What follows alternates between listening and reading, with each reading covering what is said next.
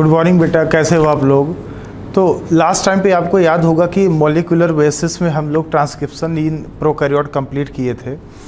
तो उसके बाद फिर प्रोकैरियोट में ट्रांसक्रिप्शन हम कंप्लीट करा दिए थे। यूकैरियोट में हम बात कर रहे थे, तो हमने बोला था कि यूकैरियोट में प्रोकैरियोट में सिर्फ एक ही टाइप का आरएनए पॉलीमरेज होता है जो तीनों आरएनए का ट्रांसक्रिप्शन कराता है। ठीक है, एक ही आरएनए पॉलीमरेज तीनों आरएनए बनाता है, जबकि यूकैरियोट में 3 आरएनए के लिए 3 आरएनए पॉलीमरेज है। मतलब आरएनए पॉलीमरेज फर्स्ट, सेकंड और थर्ड 3 आरएनए पॉलीमरेज होता है यूकैरियोट में। तो आप देखिए यहाँ पे, तो मतलब यहाँ पे clear cut division of labour मिलेगा। डिवीजन ऑफ लेबर मतलब 3 आरएनए बनाना है, 3 आरएनए पॉलीमरेज एक एक बार पकड़ लेगा सबको अलग अलग एक एक, तो काम का बंटवारा हो जाता है। तो 3 different types of RNA polymerase present, और ये डिवीजन ऑफ लेबर होगा। 3 आरएनए 3 पॉलीमरेज एक एक बना लेगा।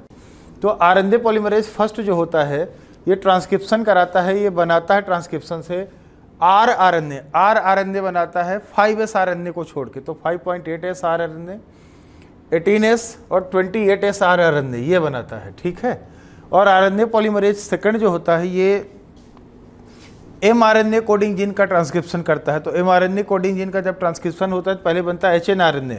HNRNA को हम प्री mRNA या प्राइमरी ट्रांसक्रिप्ट भी बोलते हैं बेटा, ध्यान देना। HNRNA को प्री mRNA मतलब प्रिकर्सर mRNA या प्राइमरी ट्रांसक्रिप्ट भी बोलते हैं। तो वो बनाता है और उसमें इंट्रॉन्स भी रहता है, तो उसका जब बाद में प्रोसेसिंग होता है तो ये बन जाता है mRNA। तो mRNA आरएनए पॉलीमरेज सेकंड से बनता है, याद रखना। आरएनए फर्स्ट से बनता है 5s आरएनए को छोड़ के। आरएनए पॉलीमरेज थर्ड बनाता है tRNA transfer RNA, small cytoplasmic RNA SC का मतलब स्मॉल साइटोप्लाज्मिक आरएनए, और 5s आरएनए। ध्यान देना 5s आरएनए पॉलीमरेज फर्स्ट नहीं बनाता, पॉल फर्स्ट सारा आरएनए बनाएगा 5s को छोड़ के। यूकैरियोट की बात हो रही है यूकैरियोट में। और एसएनआरएनए होता है स्मॉल न्यूक्लियर आरएनए, एसएनआरएनए होता है स्मॉल न्यूक्लियर आरएनए। ठीक है, अब देखिए ये हम डायग्राम दिखा रखे हैं, प्रोकैरियोट का पढ़ाई था, यूकैरियोट का है ये डीएनए है। तो प्रमोटर रीजन से क्या हुआ, ये आरएनए पॉलीमरेज एंजाइम है। ठीक है, आरएनए पॉलीमरेज एंजाइम क्या किया कि ये प्रमोटर रीजन पे आके बाइंड किया RNA polymerase. Mainly RNA polymerase second होता है जो एमआरएनए बनाता है। तो ये आरएनए पॉलीमरेज सेकंड है, तो ये प्रमोटर रीजन से बाइंड किया और ट्रांसक्रिप्शन कराना स्टार्ट कर दिया। ये इसके सब यूनिट्स हैं। तो ये जो HNRNA बना है बेटा, ये जो आरएनए बन रहा है इसमें देखिए एक्सॉन्स भी है और बीच बीच में इंट्रॉन्स भी है। एक्सॉन इंट्रॉन्स दोनों है, कोडिंग और नॉन कोडिंग सीक्वेंस दोनों है। हम बता चुके हैं एक्सॉन डीएनए में भी होता है, HNRNA में भी होता है, mRNA में भी होता है। इंट्रॉन्स डीएनए और HNRNA में होता है, mRNA में नहीं होता है। ठीक है, तो ट्रांसक्रिप्शन से HNRNA बना, फिर ये इंट्रॉन्स है बीच बीच में ना। तो बेटा होता क्या है, जब आरएनए 5 प्राइम एंड से बन रहा होता है तो इधर 5 प्राइम एंड पे इसका कैपिंग लग जाता है। कैपिंग का मतलब 5 प्राइम एंड पे जो गुआनिन होता है, गुआनिन के नाइट्रोजन नंबर 7 पे मिथाइल ग्रुप लग जाता है, तो बन जाता है 7, पूरा नाम है 7 मेथाइल गुआनोसिन ट्राईफॉस्फेट। ये ट्राईफॉस्फेट के फॉर्म में है और इसके नाइट्रोजन नंबर 7 पर मिथाइल ग्रुप लग जाता है, तो इसको बोलते हैं 5 प्राइम कैप। और ये एक्सॉन के बीच में इंट्रॉन नॉन कोडिंग सीक्वेंसेस होता है। तो होता क्या है बेटा, एक प्रोसेस हो जाता है स्प्लाइसिंग। स्प्लाइसिंग का मतलब ये है, ये जो इंट्रॉन्स होते हैं ना, इंट्रॉन्स को काट के हटा दिया जाता है और एक्सॉन को जोड़ देता है। तो इंट्रॉन्स निकल गया, जो एक्सॉन है इसको जोड़ दिया गया। तो देखिए ये बना है mRNA में सिर्फ एक्सॉन्स ही है, बस इंट्रॉन को हटा दिया गया। तो इस प्रोसेस को बोलते हैं स्प्लाइसिंग। और जो आरएनए बना है इसके 3 प्राइम एंड पे ना 200 से 300 AMP जुड़ जाएगा, एडिनोसिन मोनोफॉस्फेट, जिसको बोलते हैं पॉली ए टेल मतलब AAA, ऐसे 200 से 300 AMP जुड़ जाएगा, इसको बोलते हैं पॉली एडिनाइलेशन। तो ये हमने प्रोसेस दिखा रखा है ट्रांसक्रिप्शन इन यूकैरियोट्स का। तो ये जो ट्रांसक्रिप्शन से ये जो HNRNA बना है इसका प्रोसेसिंग होता है। तो प्रोसेसिंग में कैपिंग होगा, पॉली एडिनाइलेशन होगा और स्प्लाइसिंग होगा। 3 प्रोसेस होता है। आप इसका लिख लो, फिर हम इसके बारे में तीनों के बारे में जल्दी से हम बात कर लेते हैं। ठीक है,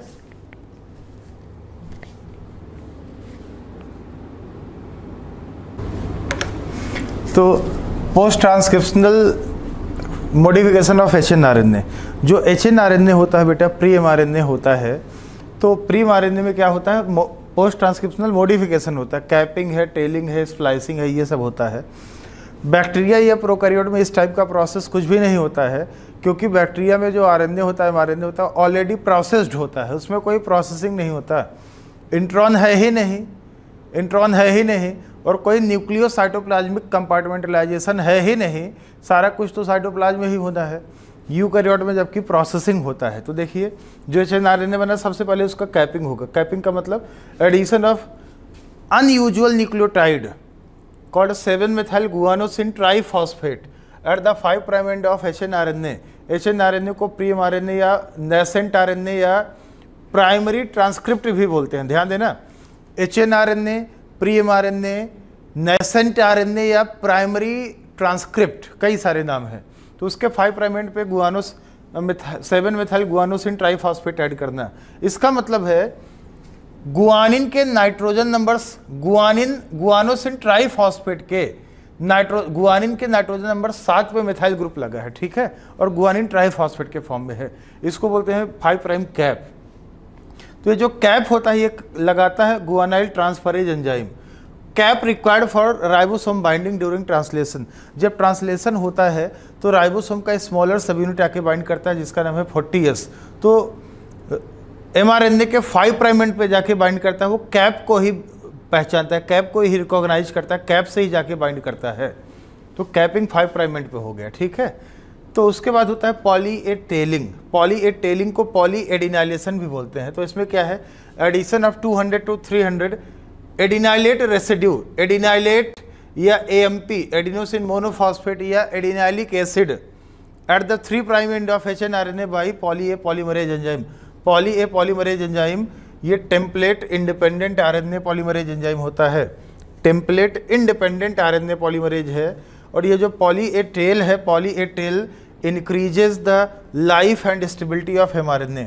ये HNRNA का लाइफ और स्टेबिलिटी बढ़ाता है 3' end से, और ये जो कैप है 5' end से HNRNA का लाइफ बढ़ाता है, न्यूक्लियेज वगैरह एंजाइम से कट होने से बचाता है। स्प्लाइसिंग को टेलरिंग बोलते हैं, टेलरिंग का मतलब है removal of introns and joining of exons in defined या डेफिनिट ऑर्डर कॉल्ड स्प्लाइसिंग। तो आपको पता है कि जो HNRNA बना होता है, आपने पढ़ा था कि यूकैरियोट में जीन स्प्लिट या इंटरप्टेड होता है, एक्सॉन के बीच में इंट्रॉन्स भी होता है, नॉन कोडिंग भी होता है, फालतू का भी सीक्वेंस होता है। तो एक्सॉन को हटा दिया जाता है, हटा के इंट्रॉन को हटा के एक्सॉन को जोड़ देते हैं। तो done by splicing, done by snurp. Snurp क्या है, स्प्लाइसियोसोम भी बोलते हैं इसको, या snurp. SNRNPs small nuclear ribonuclear protein बोलते हैं। तो इसमें ये दो चीज़ का बना होता है, SNRNA प्लस प्रोटीन का बना होता है। SNRNA कैटालिटिक RNA होता है, राइबोजाइम होता है। तो ये जो स्प्लाइसिंग वाला प्रोसेस है, SNRNA कैटालिटिक RNA करा रहा है, ये इंडिकेट कर रहा है कि RNA कभी एंजाइम की तरह, जेनेटिक मटेरियल की तरह काम कर सकता था, कैटालिटिक प्रॉपर्टी था। तो splicing process represent the dominance of RNA world. ये RNA वर्ल्ड को दिखाता है कि RNA भी जेनेटिक मटेरियल या RNA भी कैटलिस्ट की तरह काम कर सकता है। तो स्प्लाइसिंग में देखिए HNRNA है, ये वाइट वाला इंट्रॉन है और ग्रीन वाला एक्सॉन है। तो ये आप देख रहे हो गोला गोला सा, ये स्प्लाइसियोसोम है जो स्प्लाइसिंग कराता है। तो ये इंट्रॉन से आके बाइंड किया, तो ये स्प्लाइस साइट होता है। ये जो लाइन हमने दिखाया, इस लाइन को हम बोलते हैं स्प्लाइस साइट, जहाँ से स्प्लाइसिंग होता है ना। ये 5' स्प्लाइस साइट, ये 3'। तो ये स्प्लाइसियोसोम यहाँ से इसको कट कर देगा, किनारे से कट कर देगा एक्सॉन को, और फिर एक्सॉन निकल जाएगा। एक्सॉन जो होता है ये ऐसे निकल जाएगा लूप के फॉर्म में, लूप के फॉर्म में एक्सॉन ऐसे निकल जाएगा, बीच में खाली जगह हो जाएगा, इस जगह को RNA लाइगेज एंजाइम आपस में जोड़ देगा इसको। तो ये mRNA बन गया। mRNA HNRNA से छोटा होता है, क्योंकि आधा तो इंट्रॉन था जो निकल चुका है। तो आप इसको बना लीजिए बेटा। तो ट्रांसक्रिप्शन ख़त्म हो गया है। अब हम आपको 3 टाइप का RNA बताते हैं, tRNA, rRNA और mRNA। तीनों टाइप का भी हम RNA आपको बताएंगे। पहले आप इसको लिख लीजिए बेटा, नोट कर लीजिए, आप इसको लिख लीजिए।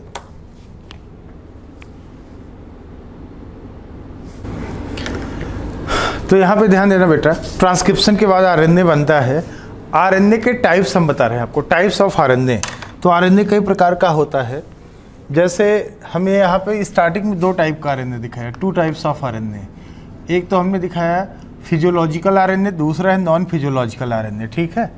फिजियोलॉजिकल आरएनए 3 टाइप का है, mRNA, rRNA और tRNA। Messenger RNA, ribosomal RNA और ट्रांसफर आरएनए, 3 टाइप का दिखा रखा है। यहाँ पे नॉन फिजियोलॉजिकल आरएनए में जेनेटिक आरएनए और रेगुलेटरी आरएनए, ये 2 टाइप का हमने दिखा रखा है, जेनेटिक और रेगुलेटरी आरएनए। तो बेटा जेनेटिक आरएनए जो होता है ये कुछ वायरसेस में होता है, जैसे जिनका आरएनए जेनेटिक मटेरियल होता है, क्यूबी बैक्टीरियोफेज हो गया, HIV हो गया, TMB हो गया, इन सब का जेनेटिक मटेरियल आरएनए होता है।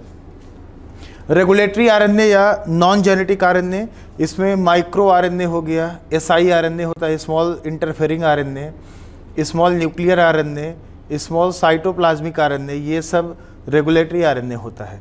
तो genetic RNA present in some viruses, कुछ वायरसेस में होता है। फिजियोलॉजिकल आरएनए 3 टाइप का है, mRNA, rRNA और tRNA, ठीक है। ये 3 टाइप का हमने दिखा रखा है, mRNA, tRNA और rRNA। Messenger RNA, ribosomal RNA और ट्रांसफर आरएनए, 3 टाइप का दिखा रखा है। हम तीनों के बारे में बता देते हैं, डिफरेंस देख लो, तीनों के बारे में डिफरेंस बड़ा इंपॉर्टेंट है। mRNA, rRNA और tRNA, तीनों का क्या काम है, तीनों के बारे में डिफरेंस हम बता दें। mRNA जो मैसेंजर आरएनए है, ये टोटल आरएनए सेल में कितना, टोटल फिजियोलॉजिकल आरएनए मान लो 100% है, तो ये 3% आपको ये मिलेगा, 3 to 5% ये मिलेगा आपको। rRNA आपको अबाउट, ध्यान देना, ये आपको अबाउट 80%, 80% मिलेगा। और tRNA आपको अबाउट 15%, 15% ये, 80% ये, और करीब 5% के आसपास mRNA मिलेगा। सबसे कम mRNA होता है, इसका लाइफ सबसे कम होता है, इसका स्टेबिलिटी सबसे कम होता है, लाइफ या स्टेबिलिटी। RNA एंजाइम इसको डिग्रेड कर सकता है, इसका लाइफ सबसे कम है। इसका लाइफ सबसे ज़्यादा है, ये सबसे ज़्यादा स्टेबल है, और इसका मीडियम स्टेबिलिटी है। स्टेबल सबसे ज़्यादा है, तभी तो इसका कंसंट्रेशन भी सबसे ज़्यादा है ना। ये लॉन्गेस्ट होता है, सबसे बड़ा, भले ही कंसंट्रेशन कम है लेकिन सबसे लंबा होता है, लॉन्गेस्ट होता है। ये मॉडरेट लेंथ होता है, ये स्मॉलेस्ट होता है। tRNA स्मॉलेस्ट आरएनए है, इसलिए इसको सॉल्युबल आरएनए भी बोलते हैं। और ये जो mRNA होता है बेटा, तीनों आरएनए का ना ट्रांसलेशन में कहीं ना कहीं काम है। mRNA जो होता है ट्रांसलेशन में ये टेम्पलेट का काम करता है। टेम्पलेट का मतलब है इसी के ऊपर प्रोटीन बनता है, राइबोसोम इसी से बाइंड करता है, यही ट्रांसलेट होता है। mRNA ट्रांसलेट होता है, टेम्पलेट का काम करता है प्रोटीन सिंथेसिस में। rRNA जो राइबोसोमल आरएनए होता है, इसका स्ट्रक्चरल और कैटालिटिक रोल होता है, इंपॉर्टेंट है, ध्यान देना। rRNA का स्ट्रक्चरल और कैटालिटिक रोल होता है, मतलब ये rRNA प्लस प्रोटीन मिलकर राइबोसोम का स्ट्रक्चर बना लेता है, राइबोसोम का स्ट्रक्चर बना लिया, प्लस rRNA राइबोजाइम का भी काम करता है, जो पेप्टाइडल ट्रांसफरेज होता है, जो पेप्टाइड बॉन्ड बनाता है।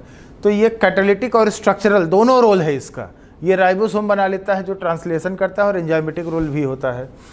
tRNA जो होता है ट्रांसफर आरएनए, स्मॉलेस्ट आरएनए है, इसमें मॉडिफाइड नाइट्रोजनस बेसिस होते हैं, और ये सबसे स्मॉलेस्ट होता है, इसलिए बोलते हैं सॉल्युबल आरएनए। और ये अमीनो एसिड को पकड़ पकड़ के, ट्रांसफर नाम ही है ट्रांसफर आरएनए, अमीनो एसिड को पकड़ पकड़ के राइबोसोम को देता रहता है। जहाँ पे ट्रांसलेशन होता है ना, वहाँ पे अमीनो एसिड को ट्रांसफ़र करता है, इसलिए इसका नाम पड़ गया है tRNA या ट्रांसफर आरएनए, क्योंकि अमीनो एसिड का ट्रांसफ़र करता है। तो ये 3 आरएनए हो गया। ये हमने mRNA का स्ट्रक्चर दिखा रखा है, 5 प्राइम एंड है, 3 प्राइम एंड है। 5 प्राइम एंड पे ध्यान देना, जहाँ पे कैप लगा होता है 5 प्राइम एंड पे, ये देखिए, ये स्टार्ट कोडॉन है AUG और ये स्टॉप कोडॉन है UAA। 3 स्टॉप कोडॉन होता है, UAA, UAG और UGA। तो बेटा स्टार्ट कोडॉन और stop codon, start codon 5 prime and पे होता है, स्टॉप कोडॉन 3 प्राइम एंड पे होता है। स्टार्ट और स्टॉप कोडॉन के बीच में कोडिंग रीजन होता है आरएनए का। कोडिंग रीजन होता है जो प्रोटीन को कोड करता है, अमीनो एसिड को कोड करता है, कोडिंग रीजन। और स्टार्ट कोडॉन के जस्ट पहले 5 प्राइम एंड पे 5 प्राइम UTR होता है, UTR मतलब अनट्रांसलेटेड रीजन। और इधर 3 प्राइम एंड पे भी स्टॉप कोडॉन के बाद होता है UTR, untranslated region, 3 prime UTR। तो अनट्रांसलेटेड रीजन, UTR का मतलब अनट्रांसलेटेड रीजन, ये ट्रांसलेट थोड़ी ना होता है। ट्रांसलेट तो स्टार्ट कोडॉन और स्टॉप कोडॉन के बीच वाला होता है mRNA या न्यूक्लियोटाइड। तो इस UTR जो होता है 5 प्राइम एंड पे भी होता है, 3 प्राइम एंड पे भी होता है, लेकिन 5 प्राइम एंड पे स्टॉप कोडॉन के पहले होता है और 3 प्राइम एंड पे 5 प्राइम एंड पे स्टार्ट कोडॉन के पहले और 3 प्राइम एंड पे स्टॉप कोडॉन के बाद होता है UTR। UTR बोले तो अनट्रांसलेटेड रीजन। तो आप इसको नोट कर लीजिए बेटा, लिख लीजिए आप लोग। तो आपने पढ़ा है पॉलीसिस्ट्रॉनिक और मोनोसिस्ट्रॉनिक आरएनए के बारे में। प्रोकैरियोट जो होता है, प्रोकैरियोट में जीन होता है पॉलीसिस्ट्रॉनिक। पॉलीसिस्ट्रॉनिक मतलब एक ही जीन कई टाइप का आरएनए बनाएगा, और जब कई टाइप का आरएनए बनाएगा तो कई टाइप का प्रोटीन या पॉलीपेप्टाइड चेन बनेगा। तो in prokaryote RNA is polycistronic. याद रखना, प्रोकैरियोट में आरएनए पॉलीसिस्ट्रॉनिक होता है। पॉलीसिस्ट्रॉनिक आरएनए का मतलब एक जीन से कई अलग अलग टाइप के आरएनए बनेंगे और कई अलग अलग आरएनए से कई अलग अलग टाइप का प्रोटीन बनेगा, और पॉलीसिस्ट्रॉनिक जीन को ही बोलते हैं ओपेरॉन। तो पॉलीसिस्ट्रॉनिक होता है प्रोकैरियोट में, मोनोसिस्ट्रॉनिक होता है यूकैरियोट में। मोनोसिस्ट्रॉनिक का मतलब एक जीन से सिर्फ एक ही टाइप का आरएनए बनेगा और उससे सिर्फ एक ही एंजाइम या एक ही पॉलीपेप्टाइड चेन बनेगा, वो होता है मोनोसिस्ट्रॉनिक, जो आपको यूकैरियोट में मिलेगा। आप इसको नोट करिए बेटा, लिख लीजिए।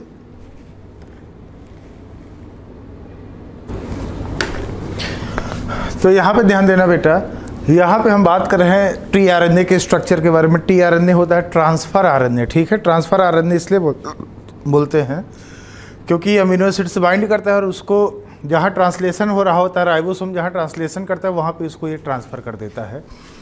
तो tRNA is the smallest RNA, इसलिए इसको बोलते हैं सॉल्युबल आरएनए, और इसमें with maximum modified nitrogenous basis होते हैं। इसमें बड़े अनयूजुअल अलग अलग टाइप के नाइट्रोजिनस बेसिस होते हैं, इसलिए बोलते हैं मॉडिफाइड नाइट्रोजिनस बेसिस।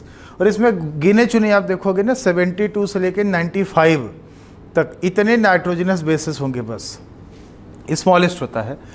काम क्या, बाइंड एंड कैरी या ट्रांसफर अमीनो एसिड। ये अमीनो एसिड से बाइंड करता है और उसको ट्रांसफर करता है, राइबोसोम को देता है ना, इसलिए नाम पड़ गया transfer RNA. TRNA specific to its amino acid, मतलब जितने भी अमीनो एसिड हैं सबके लिए अलग अलग टीआरएनए होता है। टीआरएनए जो होता है स्पेसिफिक होता है अमीनो एसिड के लिए, ध्यान देना, हर एक अमीनो एसिड के लिए अलग अलग टीआरएनए होता है। TRNA is specific to its amino acid. जैसे मेथियोनिन के लिए मेथियोनाइल टीआरएनए, एलेनिन के लिए एलेनाइल टीआरएनए, वेलिन के लिए वेलेनाइल टीआरएनए, ट्रिप्टोफेनाइल टीआरएनए, ल्यूसिनाइल टीआरएनए, हर एक अमीनो एसिड के लिए अलग अलग टीआरएनए होता है। और इनिशिएटर अमीनो एसिड जो होता है, ध्यान देना, इनिशिएटर अमीनो एसिड जो होता है उसको बोलते हैं, बैक्टीरिया में बोलते हैं फॉर्माइलेटेड मेथियोनिन। फॉर्माइलेटेड मेथियोनिन होता है इनिशिएशन कोडॉन, इनिशिएशन कोडॉन जो जिससे ट्रांसलेशन शुरू होता है जिस कोडॉन से। तो इनिशिएटर कोडॉन के लिए होता है इनिशिएटर टीआरएनए, जिसका नाम है फॉर्माइलेटेड मेथियोनाइल टीआरएनए। मतलब जितने भी कोडॉन है सबका अपना अलग अलग, जितने भी अमीनो एसिड हैं हर एक अमीनो एसिड के लिए अलग अलग आपको मिलेगा टीआरएनए, ठीक है। तो टीआरएनए दो टाइप का है, एक तो क्लोवर लीफ मॉडल है, एक तो है inverted L shaped model. Clover एक प्लांट है ना, क्लोवर प्लांट होता है, उसके लीफ के आकार में होगा, इसलिए बोलते हैं क्लोवर लीफ मॉडल। ये 2D स्ट्रक्चर होता है, इसका डिस्कवरी किया था होली ने इसका डिस्कवरी किया था। और जो एक्चुअल स्ट्रक्चर है ना टीआरएनए का, वो 3D स्ट्रक्चर होता है, इन्वर्टेड एल शेप्ड होता है। इसको डिस्कवर किया था किम एंड क्लग ने, ये आपको मिल जाएगा। तो जो क्लोवर लीफ मॉडल है, तो बेटा ध्यान देना, जो ट्रांसफर आरएनए है, मान लीजिए टीआरएनए वाला जीन है, टीआरएनए वाले जीन का ट्रांसक्रिप्शन हुआ, टीआरएनए बना, एक होता है 5 प्राइम एंड, होता है 3 प्राइम एंड। तो ये जो आरएनए टीआरएनए बनता है, इसमें सेल्फ कॉम्प्लीमेंट्री नाइट्रोजिनस बेसिस होते हैं जो आपस में हाइड्रोजन बॉन्ड लेके देखिए उल्टा सीधा स्ट्रक्चर बना लिया, 2D स्ट्रक्चर बना लिया, सेल्फ कॉम्प्लीमेंट्री होते हैं। ये हाइड्रोजन बॉन्डिंग दिखा रहे हैं, देखिए ये 5 प्राइम एंड, ये 3 प्राइम एंड, इनके बीच में ये हाइड्रोजन बॉन्डिंग हुआ है। और जहाँ पे सही से हाइड्रोजन बॉन्डिंग नहीं है वहाँ पे लूप बन गया है, लूप। तो ये 3 प्राइम एंड होता है, ये 5 प्राइम एंड। 3 प्राइम एंड थोड़ा बाहर निकला होता है, ऐसे एक्सटेंडेड होता है, अनपेयर्ड होता है। तो 3 प्राइम एंड पे OH होता है, 5 प्राइम पे फॉस्फेट।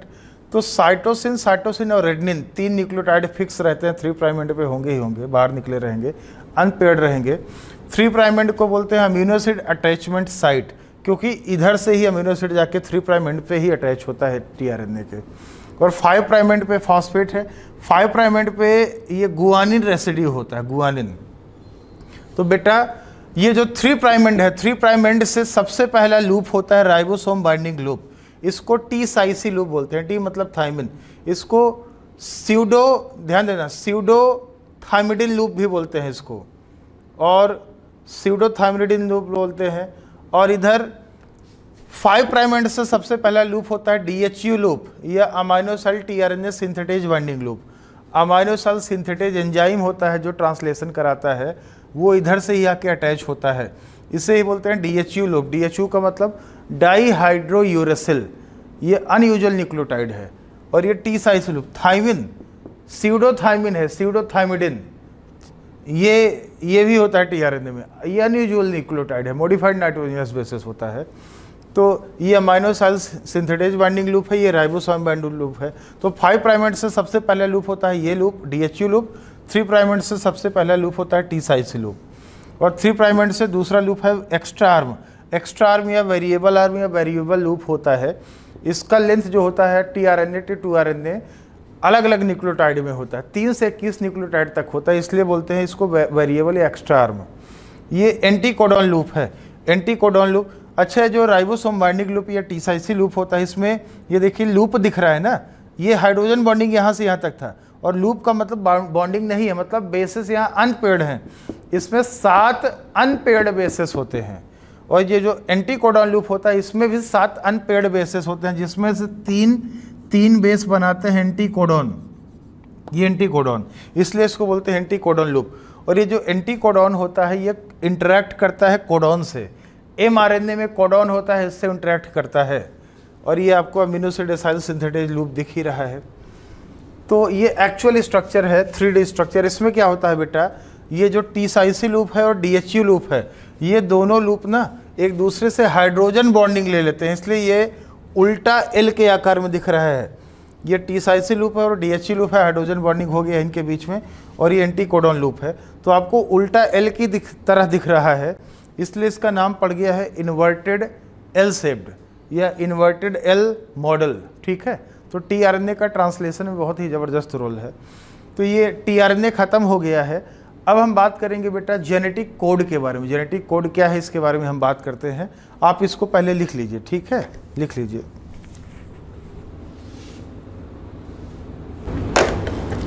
तो ध्यान देना बेटा, हम बात करते हैं, यहाँ पे हम बात कर रहे हैं जेनेटिक कोड के बारे में। जेनेटिक कोड, कोड को ही हम बोलते हैं कोडॉन। ध्यान देना, जेनेटिक कोड, कोड को ही हम बोलते हैं कोडॉन। तो ये कोडॉन है क्या, ये जेनेटिक कोड क्या है, यही हम बताने वाले हैं। जेनेटिक कोड होता है, देखिए आप जरा, जेनेटिक कोड है, these are string of nucleotides, these are string of nucleotides triplets present in the mRNA। Messenger RNA में ध्यान देना, मैसेंजर आरएनए में ट्रिपलेट कोडॉन्स प्रेजेंट होते हैं। ट्रिपलेट कोडॉन्स मतलब 3 न्यूक्लियोटाइड मिलकर एक कोडॉन बनाता है, ट्रिपलेट कोडॉन्स प्रेजेंट होते हैं। तो codon code for amino acids, ये जो कोडॉन होता है ये अमीनो एसिड्स को कोड करता है, अमीनो एसिड को बनाता है। जो कोडॉन होता है ये अमीनो एसिड्स को सिंथेसाइज करता है, कोड करता है। Term given by, term genetic code given by George Gamow. George Gamow साहब थे, इन्होंने जेनेटिक कोड शब्द का यूज किया था। He told genetic code is triplet, triplet in nature. इन्होंने बताया कि जो जेनेटिक कोड होता है ये ट्रिपलेट नेचर का होता है, मतलब 3 न्यूक्लियोटाइड मिलकर एक कोडॉन बनाते हैं। टोटल अमीनो एसिड कितना है, 20 है। ठीक है, टोटल अमीनो एसिड 20 है, और टोटल न्यूक्लियोटाइड्स इन आरएनए 4, मतलब 4 अलग अलग टाइप के। ध्यान देना, total different types of nucleotide RNA कितने हैं, 4। टोटल न्यूक्लियोटाइड का मतलब total different types of nucleotides हैं आरएनए में 4। क्या क्या, यूरेसिल, साइटोसिन, एडेनिन और गुआनिन, यूसीएजी है। अब ये बताइए, अमीनो एसिड है 20 और न्यूक्लियोटाइड है 4, तो if genetic code would be doublet, कैसे पता चला ट्रिपलेट है? अगर जेनेटिक कोड डबलेट होता, डबलेट, अगर जेनेटिक कोड डबलेट होता तो 4, ये 4 क्या दिखा रहा है, 4 न्यूक्लियोटाइड दिखा रहा है आरएनए में।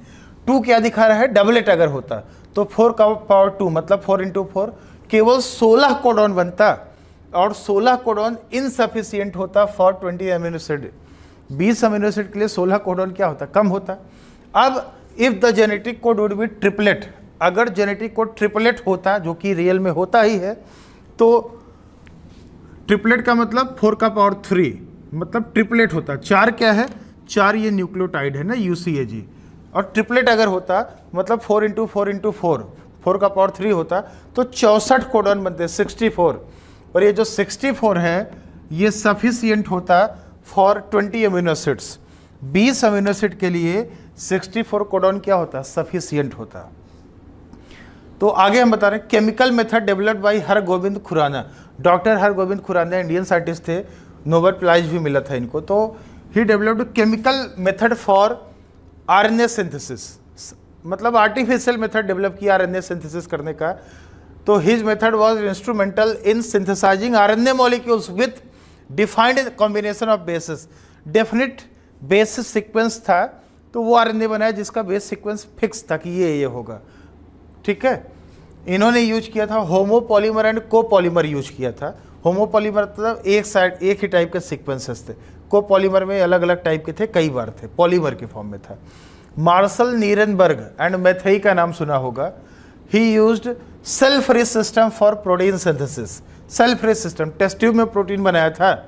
And finally helped the code to be deciphered, और जेनेटिक कोड का डेसिफरिंग किया था। टेस्ट ट्यूब में इन्होंने प्रोटीन बना लिया था। और एक एंजाइम था सेवेरो-ओकोआ एंजाइम। सेवेरो-ओकोआ एंजाइम का नाम है, दूसरा नाम है पॉलीन्यूक्लियोटाइड फास्फोराइलेज। ये टेम्पलेट इंडिपेंडेंट RNA पॉलीमरेज होता है, जो बिना किसी टेम्पलेट के RNA बनाता है। तो ये टेस्ट मतलब एक तरीके से आर्टिफिशियल RNA बनाएगा। तो सेवेरो-ओकोआ एंजाइम पॉलीन्यूक्लियोटाइड फास्फोराइलेज होता है, helpful in polymerising RNA with defined sequences in A template independent manner. ये टेम्पलेट इंडिपेंडेंट RNA पॉलीमरेज होता है, सेवेरो-ओकोआ एंजाइम या पॉलीन्यूक्लियोटाइड फास्फोराइलेज। सेवेरो-ओकोआ का दूसरा नाम है पॉलीन्यूक्लियोटाइड फास्फोराइलेज। ये टेम्पलेट इंडिपेंडेंट RNA पॉलीमरेज होता है बेटा, याद रखना, टेम्पलेट इंडिपेंडेंट RNA पॉलीमरेज होता है ये। अब हम आपको बताने वाले हैं फीचर्स या प्रॉपर्टीज ऑफ जेनेटिक कोड। ठीक है, फीचर्स या प्रॉपर्टीज ऑफ जेनेटिक कोड, आप इसको लिख लीजिए, नोट कर लीजिए पहले। तो यहाँ पे ध्यान देना बेटा, यहाँ पे हम प्रॉपर्टीज के बारे में बात करते हैं, properties of genetic code. Genetic code में क्या क्या फीचर्स होता है, क्या क्या प्रॉपर्टीज होता है। तो जेनेटिक कोड के फीचर्स या प्रॉपर्टीज के बारे में हम बात करते हैं। सबसे पहला ट्रिपलेट।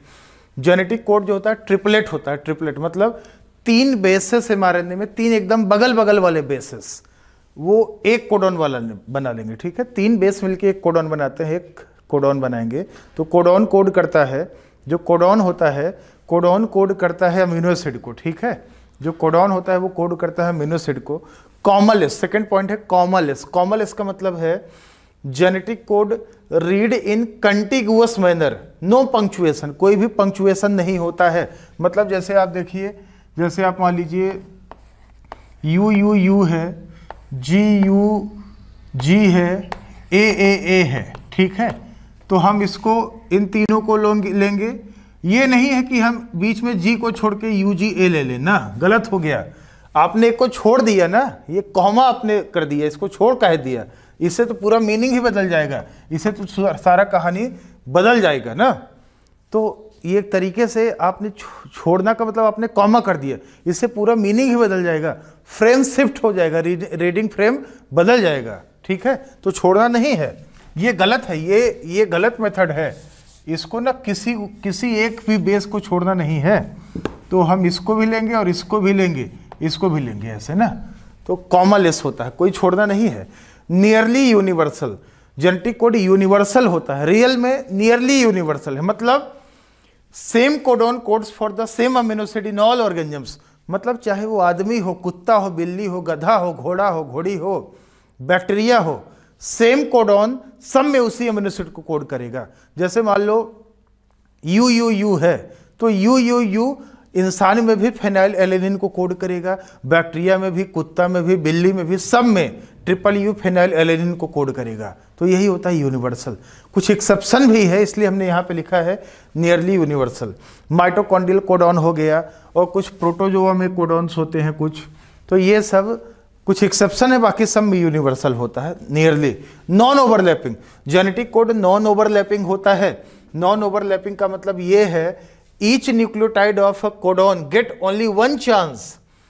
एक कोडॉन का हर एक न्यूक्लियोटाइड सिर्फ एक ही चांस मिलेगा। एक कोडॉन दूसरे कोडॉन से ओवरलैप नहीं करता है। इसका मतलब ये है, आप देखिए, जैसे मान लीजिए, आप देखिए हमने बोला कि नॉन ओवरलैपिंग है, ठीक है, ये थर्ड वाला पॉइंट आप देखिए।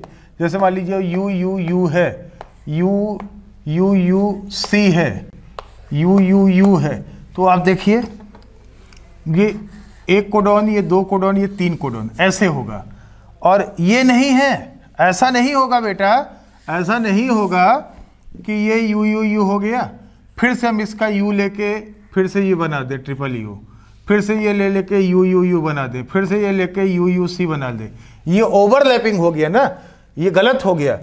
एक कोडॉन के तीनों बेस सिर्फ एक ही बार उनको चांस मिलेगा कोडॉन बनाने का।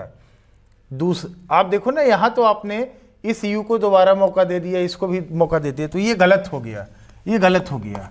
ऐसा नहीं होता है ना, नॉन ओवरलैपिंग होता है, ऐसे रहेगा। एक कोडॉन बन गया, दोबारा मौका नहीं मिलेगा। एक कोडॉन बन गया, दोबारा मौका नहीं मिलेगा। यू यू यू है, अब ये बन गया, अब इसको दोबारा मौका नहीं मिलेगा। मतलब एक कोडॉन में बेसिस दूसरे कोडॉन के बेसिस से ओवरलैप नहीं करेंगे, ये याद रखना आप लोग, नॉन ओवरलैपिंग होता है। हालांकि एक वायरस है 5x174 फेज, ये बैक्टीरियोफेज वायरस है, इसमें जेनेटिक कोड ओवरलैपिंग होता है, ध्यान देना। डीजेनरेट का मतलब जेनेटिक कोड डीजेनरेट होता है amino acids having more than one codons. एक अमीनो एसिड के एक से अधिक कोडॉन्स हो सकते हैं भाई। टोटल अमीनो एसिड है 20, कोडॉन है 64, 64। तो उसमें आप देखिए ना, एक का अगर एवरेज लो तो करीब 3 आता है, 20 या 60, तो एक अमीनो एसिड के एक से अधिक कोडॉन तो हो गए ही होंगे ना। Amino acids having more than one codons called degenerate, उसको बोलते हैं डीजेनरेट। जैसे आप देखिए, जैसे एक अमीनो एसिड है फेनाइल एलेनिन, फेनाइल एलेनिन को ट्रिपल यू भी कोड करेगा, U U U U U C भी कोड करेगा, ध्यान देना। यू यू यू और यू यू सी दोनों फेनाइल एलेनिन को ही कोड करेंगे, तो फेनाइल एलेनिन हो गया डीजेनरेट। ये भी कोड करा है, ये भी। तो डीजेनरेसी क्या है, अमीनो एसिड्स जैसे फेनाइल एलेनिन मोर देन वन कोडॉन उसको कोड कर रहा है, तो डीजेनरेट हो गया। तो मेथियोनिन एंड ट्रिप्टोफैन, ये दोनों को छोड़ के बाकी सारे अमीनो एसिड डीजेनरेट है। मेथियोनिन का सिर्फ एक ही कोडॉन है AUG, ट्रिप्टोफैन का भी सिर्फ एक ही है UGG। ये दोनों नॉन डीजेनरेट अमीनो एसिड्स हैं। बाकी सारे अमीनो एसिड्स क्या होते हैं, डीजेनरेट, मतलब बाकी सारे डीजेनरेट होते हैं, ठीक है, याद रखना। Amino acids having more than one codons called degenerate. Exception है मेथियोनिन और ट्रिप्टोफैन, ये दोनों नॉन डीजेनरेट होते हैं। अनएम्बिगुअस, ध्यान देना, अनएम्बिगुअस या नॉन एम्बिगुअस या specific. One codon code only one specific amino acid. Exception है GUG, ध्यान देना। ये जो जेनेटिक कोड होता है, जेनेटिक कोड एम्बिगुअस नहीं होता बेटा, ध्यान देना। जेनेटिक कोड अनएम्बिगुअस होता है। अनएम्बिगुअस मतलब ये दो तरीके की बात नहीं करता। जेनेटिक कोड दोगला नहीं होता बेटा, ध्यान देना। जेनेटिक कोड दोगला नहीं होता, ये सिर्फ एक ही तरीके की बात करता है, दो तरीके की बात नहीं करता। मतलब एक कोडॉन सिर्फ एक ही अमीनो एसिड को कोड करेगा, किसी दूसरे को नहीं करेगा। एक अमीनो एसिड के एक से अधिक कोडॉन हो सकते हैं, लेकिन एक कोडॉन एक से अधिक अमीनो एसिड को कोड नहीं कर सकता, दो तरीके की बात नहीं करता है। जैसे मान लो UGG है, UGG ट्रिप्टोफैन को ही कोड करेगा, किसी और को कोड नहीं करेगा। इसको बोलते हैं स्पेसिफिक है। अपने अमीनो एसिड अपने कोडॉन के लिए, मतलब कोडॉन अपने अमीनो एसिड के लिए स्पेसिफिक होता है। एक्सेप्शन है GUG एम्बिगुअस कोडॉन है, ये दोगला है, दो तरीके की बात करता है।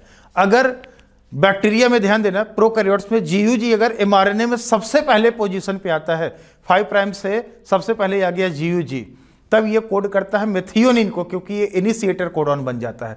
और अगर GUG कहीं बीच में कहीं आता है, मतलब पहले कोडॉन के बाद कहीं सेकंड थर्ड ऐसे किसी पोजीशन पे आता है, तब GUG कोड करता है वैलिन को, वैलिन अमीनो एसिड को। और पहले पोजीशन पे आएगा तो इनिशिएटर हो जाएगा, मेथियोनिन को कोड करेगा। ये दोगला है, यूकैरियोट में नहीं, प्रोकैरियोट में दोगला है। Start and stop codon, total codon कितने हैं, 64, ठीक है। टोटल कोडॉन है 64, 64 में से 3 कोडॉन्स होते हैं स्टॉप कोडॉन्स।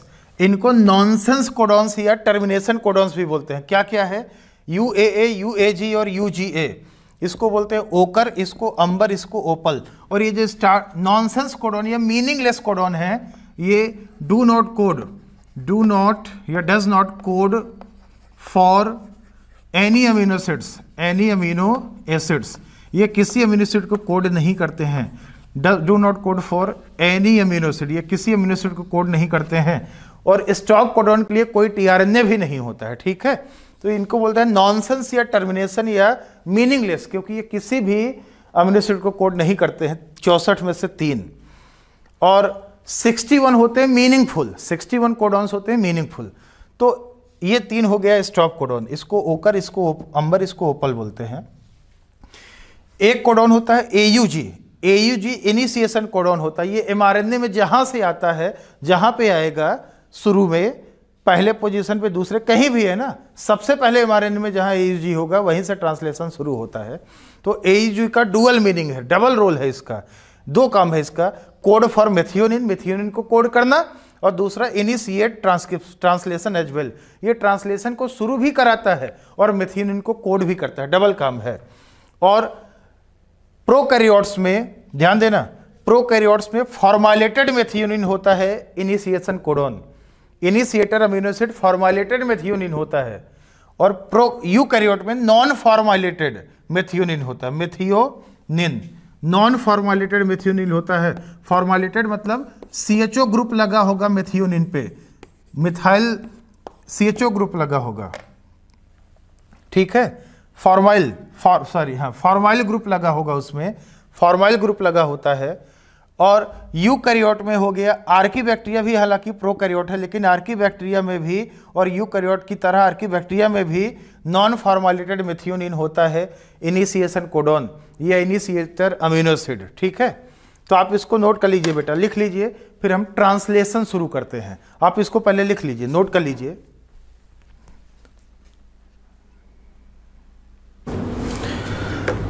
तो यहाँ पे हम बात करते हैं ट्रांसलेशन के बारे में। ट्रांसलेशन का दूसरा नाम होता है प्रोटीन सिंथेसिस। ट्रांसलेशन का मतलब है प्रोटीन सिंथेसिस। कहाँ होना है ये? साइटोप्लाज्म में, चाहे प्रोकैरियोट हो या यूकैरियोट हो, ट्रांसलेशन साइटोप्लाज्म में होता है। तो यूकैरियोट में आपने ट्रांसक्रिप्शन पढ़ा, ट्रांसक्रिप्शन में mRNA मतलब DNA से HNRNA, HNRNA का प्रोसेसिंग हुआ, mRNA बना, मेच्योर RNA बना। अब जो मेच्योर RNA होता है उसको न्यूक्लियस के बाहर ट्रांसफर कर दिया जाता है साइटोप्लाज्म में फॉर ट्रांसलेशन, तो वहाँ पे ट्रांसलेशन होगा। सिंथेसिस ऑफ प्रोटीन्स या polypeptide chain over mRNA template, mRNA से प्रोटीन या पॉलीपेप्टाइड चेन का बनना ट्रांसलेशन कहलाता है। साइट है cytoplasm. Codons in mRNA codes for amino acids in the protein. Protein क्या है? पॉलीमर ऑफ अमीनो एसिड होता है। तो अमीनो एसिड कहाँ से आता है? जो mRNA होता है, mRNA में जो कोडॉन होता है, जेनेटिक कोड, वही कोड करता है अमीनो एसिड्स को प्रोटीन या पॉलीपेप्टाइड चेन में। स्टेप्स इन ट्रांसलेशन, ट्रांसलेशन में क्या क्या स्टेप है? तो सबसे पहले जो अमीनो एसिड है उसका एक्टिवेशन करना पड़ता है, ठीक है। एक्टिवेशन में देखिए, occurs in the presence of enzyme aminoacyl tRNA synthetase, E से दिखाएंगे। Specific amino acid bind with ATP, ठीक है, amino acid with bind with ATP। तो एक्चुअल में होता क्या है कि जो एक्टिवेशन है उसमें एंजाइम होगा, अमाइनोसाइल tRNA सिंथेटेज होगा, ये अमाइनो एसिड प्लस ATP इन दोनों के प्रेजेंस में होगा। एक्टिवेशन में एक अमीनो एसिड खर्च होता है। तो देखिए ये एंजाइम है अमाइनोसाइल tRNA सिंथेटेज, ठीक है। ये एंजाइम हमने दिखा दिया, अमाइनोसाइल tRNA सिंथेटेज एंजाइम। तो अमाइनो एसिड, पहला amino acid plus ATP in the presence of enzyme aminoacyl tRNA synthetase, और ये मैग्नीशियम एंड एक्टिवेटर है। क्या बन जाएगा? अमीनो एसिड का जो कार्बोक्सिलिक ग्रुप का OH होगा वो ATP के अल्फा फॉस्फेट से जुड़ जाएगा और इसका 2 फॉस्फेट निकल जाएगा, ATP का 2 फॉस्फेट निकल जाएगा। तो देखिए 2 फॉस्फेट निकल गया, और अमीनो एसिड का जो कार्बोक्सिलिक ग्रुप का CO था ATP के अल्फा फॉस्फेट से जुड़ गया तो 2 फॉस्फेट निकल गया। तो ये AMP बन गया ना, अमीनो एसिड AMP कॉम्प्लेक्स बन गया प्लस एंजाइम कॉम्प्लेक्स, 2 फॉस्फेट निकल गया। एंजाइम कौन सा था? ये वाला। अमीनो एसिड का उसका जो COOH का OH था वो ATP के अल्फा फॉस्फेट से जुड़ गया और ATP का 2 फॉस्फेट बाहर निकल जाता है, तो amino acid AMP enzyme complex बन गया। इनऑर्गेनिक पायरोफॉस्फेट बाहर निकल जाता है। अब चार्जिंग ऑफ tRNA, चार्जिंग को हम अमाइनोसाइलेशन ऑफ tRNA भी बोलते हैं। चार्जिंग ऑफ tRNA या अमाइनोसाइलेशन ऑफ tRNA बात एक ही होता है। तो चार्जिंग का मतलब क्या है? The amino acid AMP complex, देखिए the amino acid AMP enzyme complex formed in the first step reacts with specific tRNA। हमने बोला था हर एक अमीनो एसिड का स्पेसिफिक tRNA होता है, उसको बोलते हैं कॉग्नेट tRNA, ठीक है। तो जो ये अमीनो एसिड है, अमीनो एसिड tRNA के 3 प्राइम एंड से लग जाता है, अटैच हो जाता है with the help of acyl linkage. जो tRNA के 3 प्राइम एंड पे CCA होता है, एडेनिन के 3 प्राइम OH से आप देखोगे ना, अमीनो एसिड अटैच हो जाता है साइल लिंकेज के थ्रू, इसको बोलते हैं अमाइनोसाइलेशन। और AMP और एंजाइम जो होता है ये बाहर निकल जाता है। तो देखिए, तो 10 amino acid is transfer to the tRNA, as a result the enzyme and AMP are liberated, ये रिलीज हो जाता है। Charging also called as aminoacylation of tRNA, क्योंकि अमाइनो एसिड tRNA के 3 प्राइम एंड से एसाइल लिंकेज के through attach होता है। तो देखिए amino acid AMP enzyme complex है प्लस ट्रांसफर RNA, पहला ट्रांसफर RNA ना, पहला एंजाइम, पहला अमीनो एसिड, पहला ट्रांसफर RNA। तो अमाइनो एसिड tRNA से जुड़ गया एसाइल लिंकेज के थ्रू, AMP और एंजाइम बाहर निकल गया। तो आप इसको नोट कर लीजिए, फिर हम आगे स्टेप के बारे में बात करें और भी। आप इसको लिख लीजिए बेटा पहले।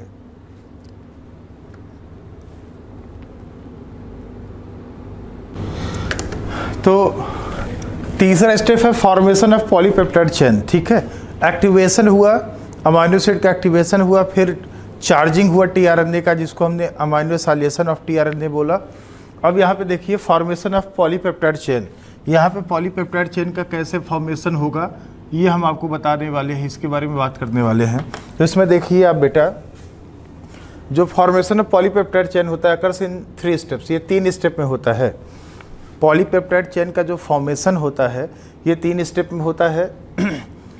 इनिशिएशन, सबसे पहला स्टेप है initiation. It requires 3 initiation factors.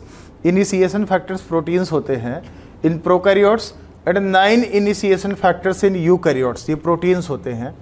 Initiation factor को हम IF से लिखते हैं, IF इनिशिएशन फैक्टर्स, और यूकैरियोट में लिखना होता है तो EIF दिखा देते हैं ऐसे, यूकैरियोटिक इनिशिएशन फैक्टर ऐसे लिखा है, तो मतलब ये प्रोकैरियोटिक इनिशिएशन फैक्टर है। तो ये इनिशिएशन 3 स्टेप में होगा।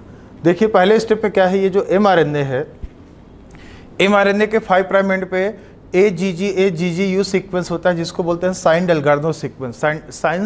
साइन डेल्गार्नो एक साइंटिस्ट का नाम था जिसने रिपोर्ट किया था। तो इससे आके सबसे पहले binding of mRNA with mRNA से आके बाइंड करता है राइबोसोम का स्मॉलर सब यूनिट।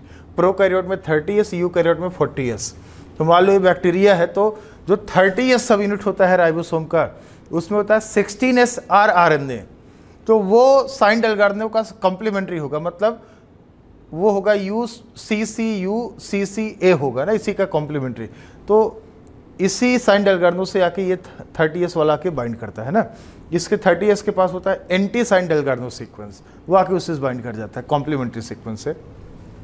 तो ये बन गया 30S मतलब प्रोकैरियोट वाला, 40S मतलब यूकैरियोट वाला mRNA कॉम्प्लेक्स, स्मॉल सब यूनिट राइबोसोम का mRNA से आके बाइंड कर गया। अब binding of 30S 40S mRNA complex मतलब इसका विथ इनिशिएटेड tRNA। अब जो पहला tRNA होगा इनिशिएटेड tRNA क्या करता है, अमीनो एसिड को लेके आता है। तो इनिशिएटेड tRNA होता है मेथियोनाइल tRNA, क्योंकि इनिशिएशन अमीनो एसिड होता है, इनिशिएटर अमीनो एसिड मेथियोनिन होता है। प्रोकैरियोट में हमने बताया अभी कि फॉर्मालेटेड मेथियोनिन होता है, और यूकैरियोट में नॉन फॉर्मालेटेड मेथियोनिन होता है। तो देखिए non formylated methionine is attached with tRNA, initiated tRNA in eukaryotes, and formylated methionine is attached in eukaryotes, ठीक है। तो देखिए 30S या 40S mRNA कॉम्प्लेक्स है, इससे इनिशिएटेड tRNA अटैच हो जाएगा। इनिशिएटेड tRNA होता है मेथियोनाइल tRNA, प्रोकैरियोट में फॉर्मालेटेड मेथियोनाइल tRNA है, ये आ गया। और इनिशिएशन फैक्टर प्रोटीन की ज़रूरत है, और जीटीपी एक खर्च होता है इनिशिएशन में। तो क्या बन गया 30s या 40s, 40s यूकैरियोट में होता है, 30s प्रोकैरियोट में। mRNA tRNA मेथियोनिन कॉम्प्लेक्स बन गया, ठीक है। मतलब mRNA से राइबोसोम का छोटा सब यूनिट बाइंड किया है, छोटे सब यूनिट के पी साइट में आके इनिशिएटर tRNA बाइंड किया है। अब अटैचमेंट ऑफ लार्जर सब यूनिट, लार्जर का मतलब क्या हो गया 50s इन बैक्टीरिया में और 60s यूकैरियोट में, ये आके बाइंड करेगा of ribosome to form 70s या 80s mRNA tRNA methionine complex. तो स्मॉलर था तो 30s या 40s बोलते थे, बड़ा के बाइंड कर जाएगा तो 70s या 80s mRNA मेथियोनाइल tRNA कॉम्प्लेक्स बन जाता है, ठीक है। ये बन गया, आप इसको नोट कर लीजिए फिर। तो पहले 50s कॉम्प्लेक्स बना, अब ये पहले 30 या 40s, अब ये 70 या 80s कॉम्प्लेक्स बन जाता है। प्रोकैरियोट में 70s कॉम्प्लेक्स, यूकैरियोट में 80s कॉम्प्लेक्स। लिख लीजिए आप इसको पहले। तो यहाँ पे देखिएगा बेटा, चेन इलोंगेशन, इनिशिएशन के बाद हम बात करते हैं इलोंगेशन के बारे में। तो थोड़ा सा राइबोसोम के स्ट्रक्चर के बारे में देखिएगा। राइबोसोम में दो सब यूनिट होता है, जाहिर सी बात है आपको पता है। ये लार्जर सब यूनिट है, लार्जर सब यूनिट, और ये राइबोसोम का स्मॉलर सब यूनिट है। लार्जर होता है बैक्टीरिया में, प्रोकैरियोट में 50s होता है, यूकैरियोट में 60s होता है। स्मॉलर वाला 30s होता है प्रोकैरियोट में, यूकैरियोट में 40s होता है। तो देखिएगा राइबोसोम में दो साइट होता है for tRNA binding, P site और ए साइट। एक साइट और भी होता है, ई साइट होता है, लेकिन ये tRNA के बाइंडिंग करने के लिए नहीं होता, निकलने के लिए होता है, ई फॉर एग्जिट। तो पी साइट, पी मतलब पेप्टाइडाइल साइट, ए का मतलब होता है अमाइनो एसाइल साइट। ये इनिशिएशन के लिए होता है ट्रांसलेशन के, बाकी ये इलोंगेशन के लिए होता है ए साइट। जो सबसे पहला tRNA है, इनिशिएटर tRNA, वो आके पी साइट में बाइंड करता है। उसके बाद जितना भी आएगा सारा ए साइट में आके बाइंड करेगा। तो ये mRNA है, mRNA में इनिशिएटर कोडॉन AUG होता है। तो इनिशिएटर tRNA आया, बैक्टीरिया में फॉर्माइलेटेड मेथियोनाइल tRNA है, इसके पास एंटी कोडॉन है, AUG का एंटी कोडॉन UAC होगा। कोडॉन और एंटी कोडॉन के बीच में हाइड्रोजन बॉन्ड बनेगा। इससे ये पता चल जाएगा कि सही कोडॉन के साथ ऊपर सही tRNA आया है, सही tRNA सही अमीनो एसिड लेके सही कोडॉन के पास आया है, ठीक है। मेथियोनिन AUG है तो मेथियोनिन लेके आएगा ना, तो कोडॉन एंटी कोडॉन का इंटरेक्शन होता है, पता चल जाता है। अब मान लो बगल वाले ए साइट में है UUU mRNA में, तो अब क्या आएगा, mRNA में UUU है तो दूसरा वाला जो tRNA आएगा वो फेनाइल एलेनिन लेके आएगा, फेनाइल एलेनिन अमीनो एसिड लेके आएगा। तो अब पी साइट और ए साइट, मतलब ये जो मेथियोनिन है और ये फेनाइल एलेनिन है, इन दोनों अमीनो एसिड के बीच में बनेगा पेप्टाइड बॉन्ड। ध्यान देना, इन दोनों अमीनो एसिड के बीच में बनेगा पेप्टाइड बॉन्ड। ये बन गया पेप्टाइड बॉन्ड, दो अमीनो एसिड के बीच में बन गया पेप्टाइड बॉन्ड। पहले अमीनो एसिड का कार्बोक्सिलिक ग्रुप और दूसरा अमीनो एसिड का मिथाइल, ये NH3 ग्रुप, अमीनो ग्रुप।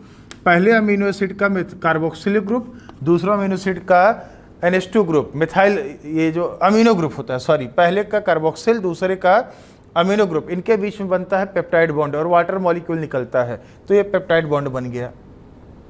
तो बेटा इलोंगेशन का मतलब है जो चार्ज tRNA है उसका ए साइट में एंट्री करना और उसका पी साइट वाले अमीनो एसिड के बीच में पेप्टाइड बॉन्ड बन जाना, ये होता है इलोंगेशन। अब इलोंगेशन जब हो गया, अच्छा पी साइट और ए साइट ये सब ना दोनों लार्जर और स्मॉलर दोनों सब यूनिट में होता है। तो पेप्टाइड बॉन्ड फॉर्मेशन एनर्जेटिकली बहुत ही फेवरेबल होता है और इसको बनाता कौन है, पेप्टाइड बॉन्ड फॉर्मेशन देखिए which is found by enzyme peptidyl transferase. Peptidyl transferase enzyme peptide bond बनाता है जो कि राइबोजाइम है, कैटालिटिक RNA है। बैक्टीरिया में 20S rRNA होता है और यूकैरियोट में 28S rRNA होता है। तो पेप्टाइडाइल ट्रांसफरेज राइबोसोम का बड़ा सब यूनिट का पार्ट होता है। 23S rRNA होता है प्रोकैरियोट में, 28 होता है यूकैरियोट में, ठीक है। वही पेप्टाइड बॉन्ड का फॉर्मेशन कराता है और peptide bond formation energetically favourable होता है और प्रेजेंस ऑफ कैटलिस्ट प्रोसेस को इन्हेंस कर देता है। तो अब देखिए, अब ये जो राइबोसोम है ये mRNA का 3 प्राइम एंड है, ये लाइन जो बना है ये mRNA का 5 प्राइम एंड। अब राइबोसोम क्या करेगा, अब बेटा होता क्या है ना, ये जो पॉलीपेप्टाइड चेन है ये एफ साइट, सॉरी ये जो पी साइट है, पी साइट में जो पॉलीपेप्टाइड चेन है यहाँ से एसाइल लिंकेज ब्रेक करता है, और ये जो अमीनो एसिड है ये पी साइट से ए साइट में ट्रांसफर हो जाएगा, पॉलीपेप्टाइड चेन का ट्रांसफर हो जाएगा, ये टीआरएनए फ्री हो जाएगा, इससे अमीनो एसिड फ्री हो गया। इस टीआरएनए को हम बोलेंगे डीएसाइलेटेड टीआरएनए। अब क्या होगा, राइबोसोम ना एक कोडॉन आगे बढ़ेगा, 5 प्राइम एंड से 3 प्राइम एंड एक कोडॉन आगे शिफ्ट कर जाएगा, ट्रांसलोकेशन हो जाएगा। ट्रांसलोकेशन कराने वाला एक इलोंगेशन फैक्टर होता है जिसका नाम है EFG, इलोंगेशन फैक्टर जी मतलब GTP। एक GTP खर्च होगा, इसके पास ट्रांसलोकेज एक्टिविटी होता है जिसकी वजह से राइबोसोम mRNA के ऊपर एक कोडॉन आगे बढ़ जाएगा। और जब एक कोडॉन आगे बढ़ जाएगा, ध्यान देना, जैसे मान लो यहाँ पे AAA है, अब राइबोसोम एक कोडॉन आगे बढ़ जाएगा, और जब आगे बढ़ेगा तो ये जो AAA था ये A साइट में आ जाएगा, और A साइट वाला जो टीआरएनए था P साइट में आ जाएगा, और P साइट वाला टीआरएनए जो डीएसाइलेटेड हो गया था ये E साइट से बाहर निकल जाएगा, एग्जिट कर जाएगा, और A साइट इसका राइबोसोम का फिर से खाली हो जाएगा। अब मान लीजिए A साइट के नीचे कोडॉन AAA है, अब जो अमीनो एसिड आएगा वो अमीनो एसिड आएगा U वाला, तो टीआरएनए फेनाइल एलेनिन को लेके आएगा, दोबारा फेनाइल एलेनिन को लेके आएगा ना, मतलब इस तरीके से आप देखोगे तो AAA है तो U को लेके आएगा, मतलब इस तरीके से आप देखोगे ये ऐसे प्रोसेस चलता रहेगा, तब तक चलता रहेगा जब तक, ध्यान देना, ये प्रोसेस तब तक चलता रहेगा जब तक ए साइट में कोई टर्मिनेशन कोडॉन ना जाए, तब तक ये इलोंगेशन प्रोसेस चलता रहेगा। मतलब ए साइट हमेशा खाली रहेगा, फिर ए साइट में टीआरएनए आएगा, पी साइट और ए साइट के बीच में पेप्टाइड बॉन्ड बनेगा, फिर पॉलीपेप्टाइड चेन पी साइट से ए साइट में ट्रांसफर हो जाएगा, फिर राइबोसोम में कोडॉन आगे बढ़ेगा, डीएसाइलेटेड टीआरएनए ई साइट से बाहर निकल जाएगा। ये प्रोसेस लगातार चलता रहेगा जब तक ए साइट में कोई टर्मिनेशन कोडॉन ना जाए एमआरएनए में, ठीक है, ये ऐसे प्रोसेस चलता रहेगा।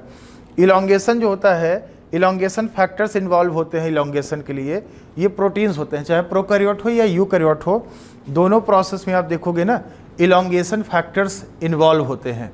आप इसको नोट कर लीजिए, पहले लिख लीजिए बेटा।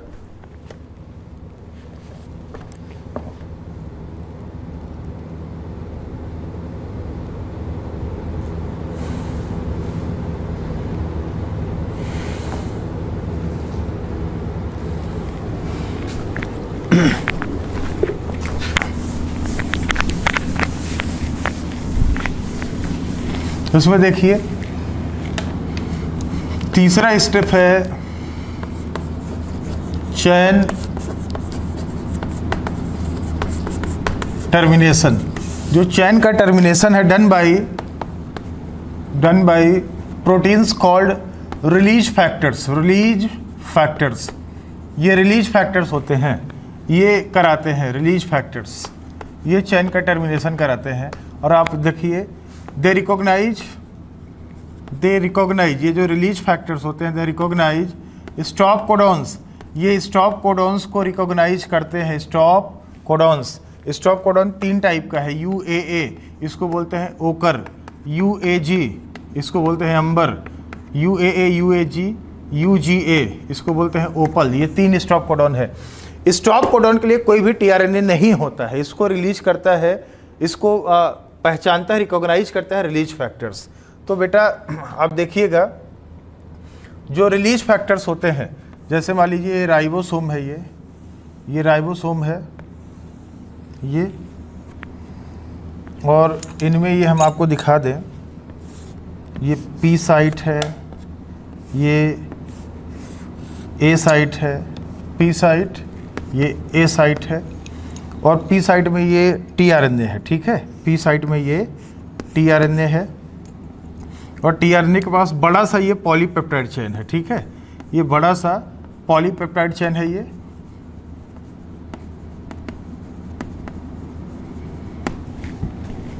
और यहाँ पे ये कोई स्टॉप कोडॉन है, UAA UAG UGA में से कुछ भी है ना। तो यहाँ पे कोई टीआरएनए नहीं होता इसके लिए, तो यहाँ पे आके ये प्रोटीन बाइंड किया, इस प्रोटीन का नाम है रिलीज फैक्टर, इसने इसको पहचान लिया, रिलीज फैक्टर ने पहचान लिया।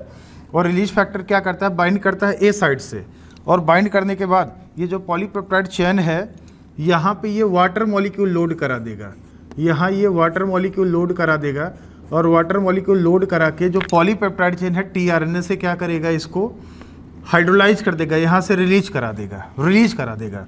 तो रिलीज जब कराएगा तो ये देखिए आप, ये पॉलीपेप्टाइड चेन ये रिलीज हो गया। ये क्या है, ये इसका एन टर्मिनल है, ये सी टर्मिनल है। ये आपका पॉलीपेप्टाइड चेन है जो रिलीज हुआ है, पॉलीपेप्टाइड चेन मतलब प्रोटीन। ये इसका पॉलीपेप्टाइड चेन है जो रिलीज हो गया है, फ्री हो गया है। प्लस ये जो राइबोसोम है, राइबोसोम के दोनों सब यूनिट क्या हो जाएंगे, डिसोसिएट हो जाएंगे। ये क्या है, डिसोसिएटेड। जब ट्रांसलेशन खत्म हो जाता है तो राइबोसोम के दोनों सब यूनिट हट जाते हैं, मतलब डिसोसिएट हो जाते हैं, डिसोसिएटेड राइबोसोमल सब यूनिट्स। जब अगला राउंड करना होगा ट्रांसलेशन का, तब ये फिर से जुड़ेंगे, मैग्नीशियम आयन का जब कंसंट्रेशन बढ़ेगा तो फिर से जुड़ जाते हैं। तो राइबोसोम के दोनों सब यूनिट क्या हो जाते हैं, डिसोसिएट हो जाते हैं आगे चल के। फिर जब ट्रांसलेशन शुरू होगा कोई दूसरा राउंड, तब ये फिर से आएंगे। तो बेटा ध्यान देना, ये जो ट्रांसलेशन प्रोसेस है, ट्रांसलेशन प्रोसेस में मैसेज कहाँ था प्रोटीन बनने के लिए, डीएनए में मैसेज था। डीएनए ने, ध्यान देना, डीएनए ने मैसेज आरएनए में ट्रांसफर किया कोडॉन के फॉर्म में। तो आरएनए ने क्या किया, डीएनए में मैसेज था, आरएनए इसको रिप्रेजेंट किया। ठीक है, डीएनए ने डिक्टेट किया, आरएनए ने उसको रिप्रेजेंट किया, और आरएनए में जो मैसेज था कोडॉन के फॉर्म में, वो पॉलीपेप्टाइड चेन में अमीनो एसिड के फॉर्म में क्या हुआ, ट्रांसफर हो गया। यही ट्रांसलेशन होता है। ठीक है, तो आप इसको लिख लीजिए बेटा, फिर आगे हम बात करते हैं। नोट कर लीजिए आप इसको। बाकी हम आज के क्लास में यूटीआर आपको हम बता ही दिए हैं। जो यूटीआर होता है, अनट्रांसलेटेड रीजन, एमआरएनए में 5 प्राइम एंड के इनिशिएशन कोडॉन के जस्ट पहले 5 प्राइम यूटीआर होता है, और एमआरएनए में 3 प्राइम एंड पे अब देखिएगा टर्मिनेशन कोडॉन यूएए, यूएजी, यूजीए के बाद होता है, वो होता है 3 प्राइम यूटीआर। 5 प्राइम एंड पे यूटीआर इनिशिएशन कोडॉन के पहले होता है, और 3 प्राइम एंड पे टर्मिनेशन कोडॉन के बाद होता है। मतलब बीच का ही, इनिशिएशन कोडॉन टर्मिनेशन कोडॉन के बीच का ही एमआरएनए का कोडॉन कोड होता है, मतलब ट्रांसलेट होता है। तो 5 प्राइम एंड पे यूटीआर है, 3 प्राइम एंड पे भी। ये ट्रांसलेट नहीं होता, यूटीआर होता है, अनट्रांसलेटेड रीजन होता है। इसकी ज़रूरत क्या है, ज़रूरत है ये ट्रांसलेशन का एफिशिएंसी बढ़ाता है, ये राइबोसोम को बाइंड करने में हेल्प करता है, एफिशिएंसी बढ़ाता है। बाकी इसका कोई ट्रांसलेशन से कोई मतलब नहीं, ट्रांसलेशन में ये ट्रांसलेट नहीं होता, कहने का मतलब एफिशिएंसी बढ़ाता है बस। आप इसको लिख लीजिए बेटा, नोट कर लीजिए। तो रेगुलेशन ऑफ जीन एक्सप्रेशन, ध्यान देना, रेगुलेशन ऑफ जीन एक्सप्रेशन क्या है इसके बारे में बता दें, फिर यहीं पे आप ओपेरॉन कंसेप्ट पढ़ोगे बेटा। तो देखिएगा इसमें ज़रा, जीन रेगुलेशन का मतलब क्या है, रेगुलेशन ऑफ जीन एक्सप्रेशन। एक बार बताइए, जीन एक्सप्रेशन का मतलब क्या है। जीन एक्सप्रेशन का मतलब जीन अपने आप को एक्सप्रेस करे, आरएनए बनाए, और फिर आरएनए से प्रोटीन बने जब ज़रूरत हो। तो जीन रेगुलेशन को, जीन एक्सप्रेशन को रेगुलेट करना है। जीन रेगुलेशन का मतलब ये है बेटा कि जब रेगुलेटर, जैसे पंखा का रेगुलेटर होता है ना, आपको ज़्यादा हवा चाहिए होता है तो रेगुलेटर से बढ़ा देते हो, और जब हवा कम चाहिए होता है तो उल्टा कर देते हो आप। तो रेगुलेशन का मतलब रिक्वायरमेंट के हिसाब से हम स्पीड को बढ़ा दे, घटा दे।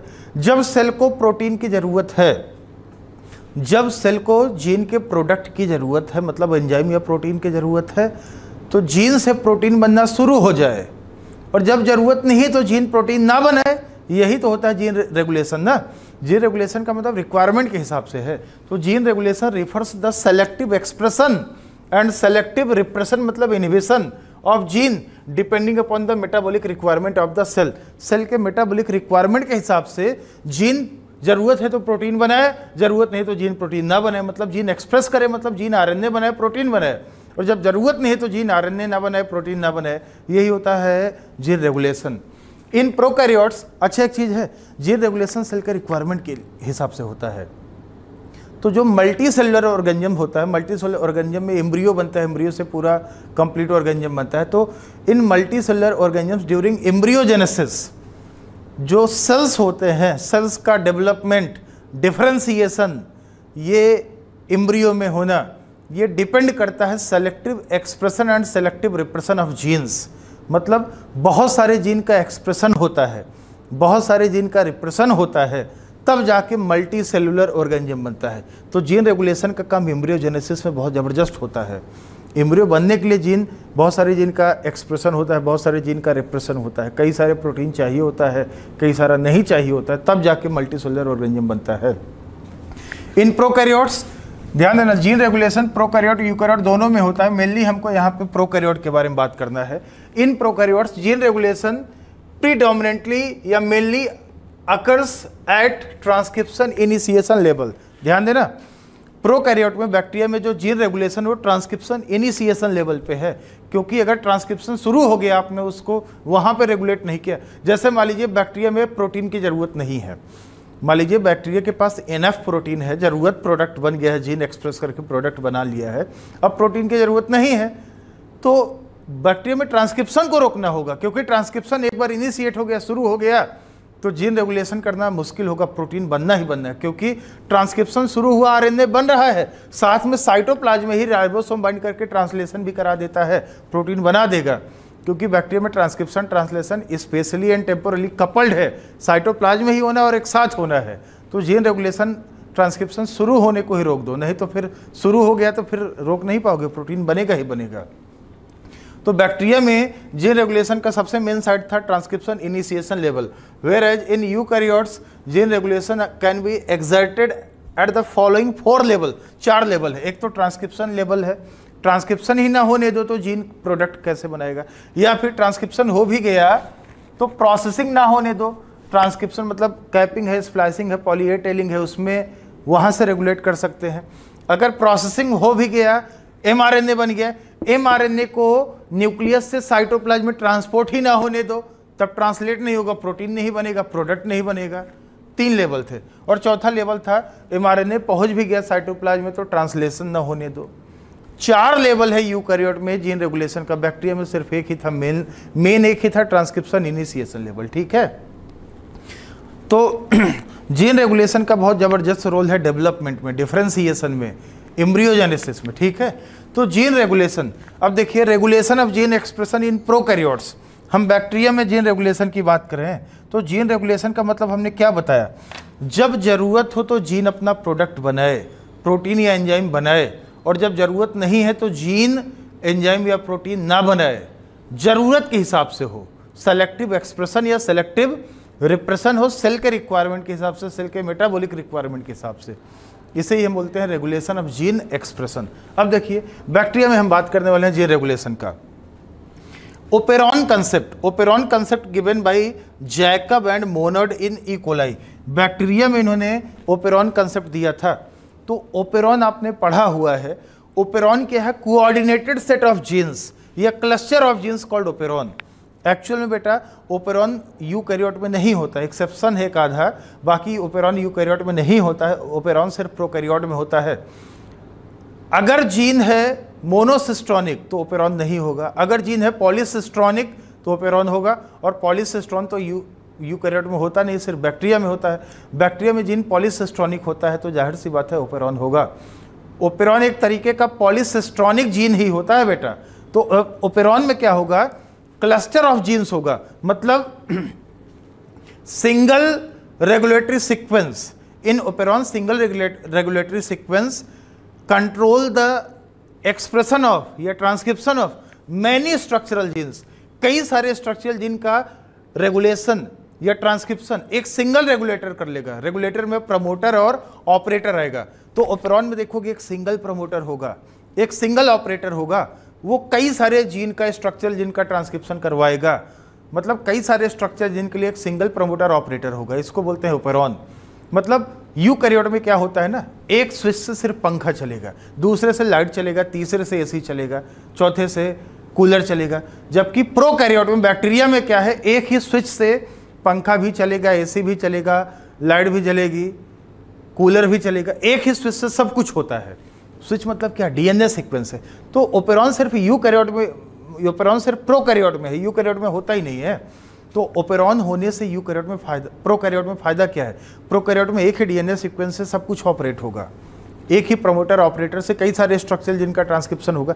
इससे फायदा ये ना, डीएनए सीक्वेंस का बचत होगा, इकोनॉमी होगा, क्योंकि प्रोकैरियोट में जीनोम साइज ऐसे भी छोटा है। यूकैरियोट में क्या है, हम सब में क्या है, जितने स्ट्रक्चरल जीन होंगे सबका अपना अलग पर्सनल प्रमोटर ऑपरेटर होगा। 5 स्ट्रक्चरल जीन है तो 5 प्रमोटर ऑपरेटर होगा। यूकैरियोट में 5, प्रोकैरियोट में 5 स्ट्रक्चरल जीन है, उनका एक ही प्रमोटर ऑपरेटर होगा। इससे डीएनए सीक्वेंस का बचत होता है ना। तो देखिए, कोऑर्डिनेटेड सेट ऑफ जीन्स या cluster of genes is called operon.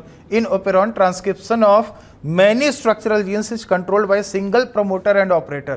Promoter operator होता है regulatory genes. Operon found in prokaryotes only. In operon genes are polycistronic. Polycistronic genes को ही बोलते हैं ओपेरॉन, क्योंकि वहां पे सिंगल प्रमोटर ऑपरेटर कई सारे स्ट्रक्चरल जीन का ट्रांसक्रिप्शन कंट्रोल करता है।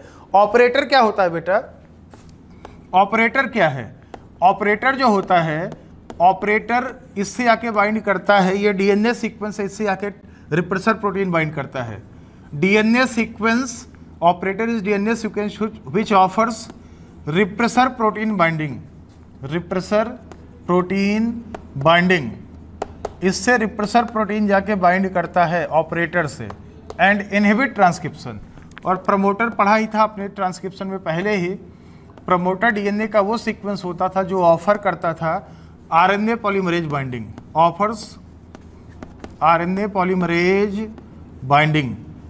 प्रमोटर से आरएनए पॉलीमरेज जाके बाइंड करता है और ऑपरेटर से रिप्रेसर प्रोटीन जाके बाइंड करता है। ठीक है, तो आप इसको ये नोट कर लीजिए, लिख लीजिए आप इसको जरा।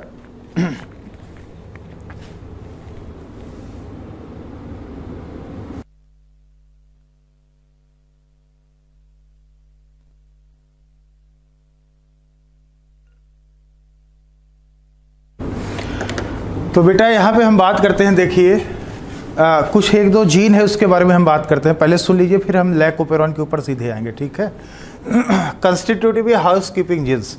कंस्टिट्यूटिव या हाउस कीपिंग जीन्स क्या होते हैं? ऐसे जीन्स जिनका एक्सप्रेशन हमेशा होता रहता है। ध्यान देना, कंस्टिट्यूटिव मतलब लगातार। ऐसे जीन जिनका ट्रांसक्रिप्शन हमेशा होता रहेगा, एक्सप्रेशन हमेशा होता रहेगा, मतलब वो आरएनए और प्रोटीन हमेशा बनाते रहेंगे, चाहे मीडियम में सबस्ट्रेट हो या ना हो।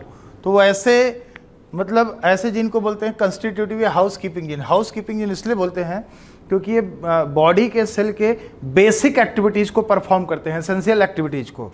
ठीक है। Genes which express continuously to synthesize protein या एंजाइम, जो हमेशा बनता रहेगा, एंजाइम में प्रोटीन बनाता रहेगा, एक्सप्रेस होता रहेगा, उसको बोलते हैं कंस्टिट्यूटिव जीन, जिनको कोई रेगुलेट करने वाला नहीं है। तो जैसे lac I gene of lac operon और TRP repressor gene of tryptophan operon. और ये जो कंस्टिट्यूटिव जीन होता है बेटा, इनका अपना पर्सनल प्रमोटर होता है। ये जो हाउस कीपिंग जीन्स है, they have their own promoter. इनका अपना पर्सनल प्रमोटर होता है जिस पे आरएनए पॉलीमरेज बाइंड करता है और इनका ट्रांसक्रिप्शन कराता है। इनका अपना पर्सनल प्रमोटर होता है। एक टर्म यूज होता है non constitutive gene. Non constitutive gene को हम लग्जरी जीन्स भी बोलते हैं। क्या है ये? These genes not always repress, मतलब these genes not always express. ऐसे जीन्स जो हमेशा एक्सप्रेस नहीं करते हैं या तब एक्सप्रेस करेंगे जब रिक्वायरमेंट होगा, जब उनके प्रोडक्ट का रिक्वायरमेंट होगा, या एक्सप्रेस एंड प्रोड्यूस एंजाइम्स या proteins upon metabolic requirement of the cell. जब प्रोटीन या प्रोडक्ट की जरूरत होगी एंजाइम की, तब ये जीन एक्सप्रेस करेंगे, नहीं होगा तो नहीं करेंगे। ऐसे जीन को बोलते हैं लग्जरी जीन्स। लेकिन कंस्टिट्यूटिव जीन जो होते हैं वो हमेशा एक्सप्रेस करेंगे, हमेशा प्रोटीन या आरएनए बनाते रहेंगे, उनको बोलते हैं कंस्टिट्यूटिव जीन।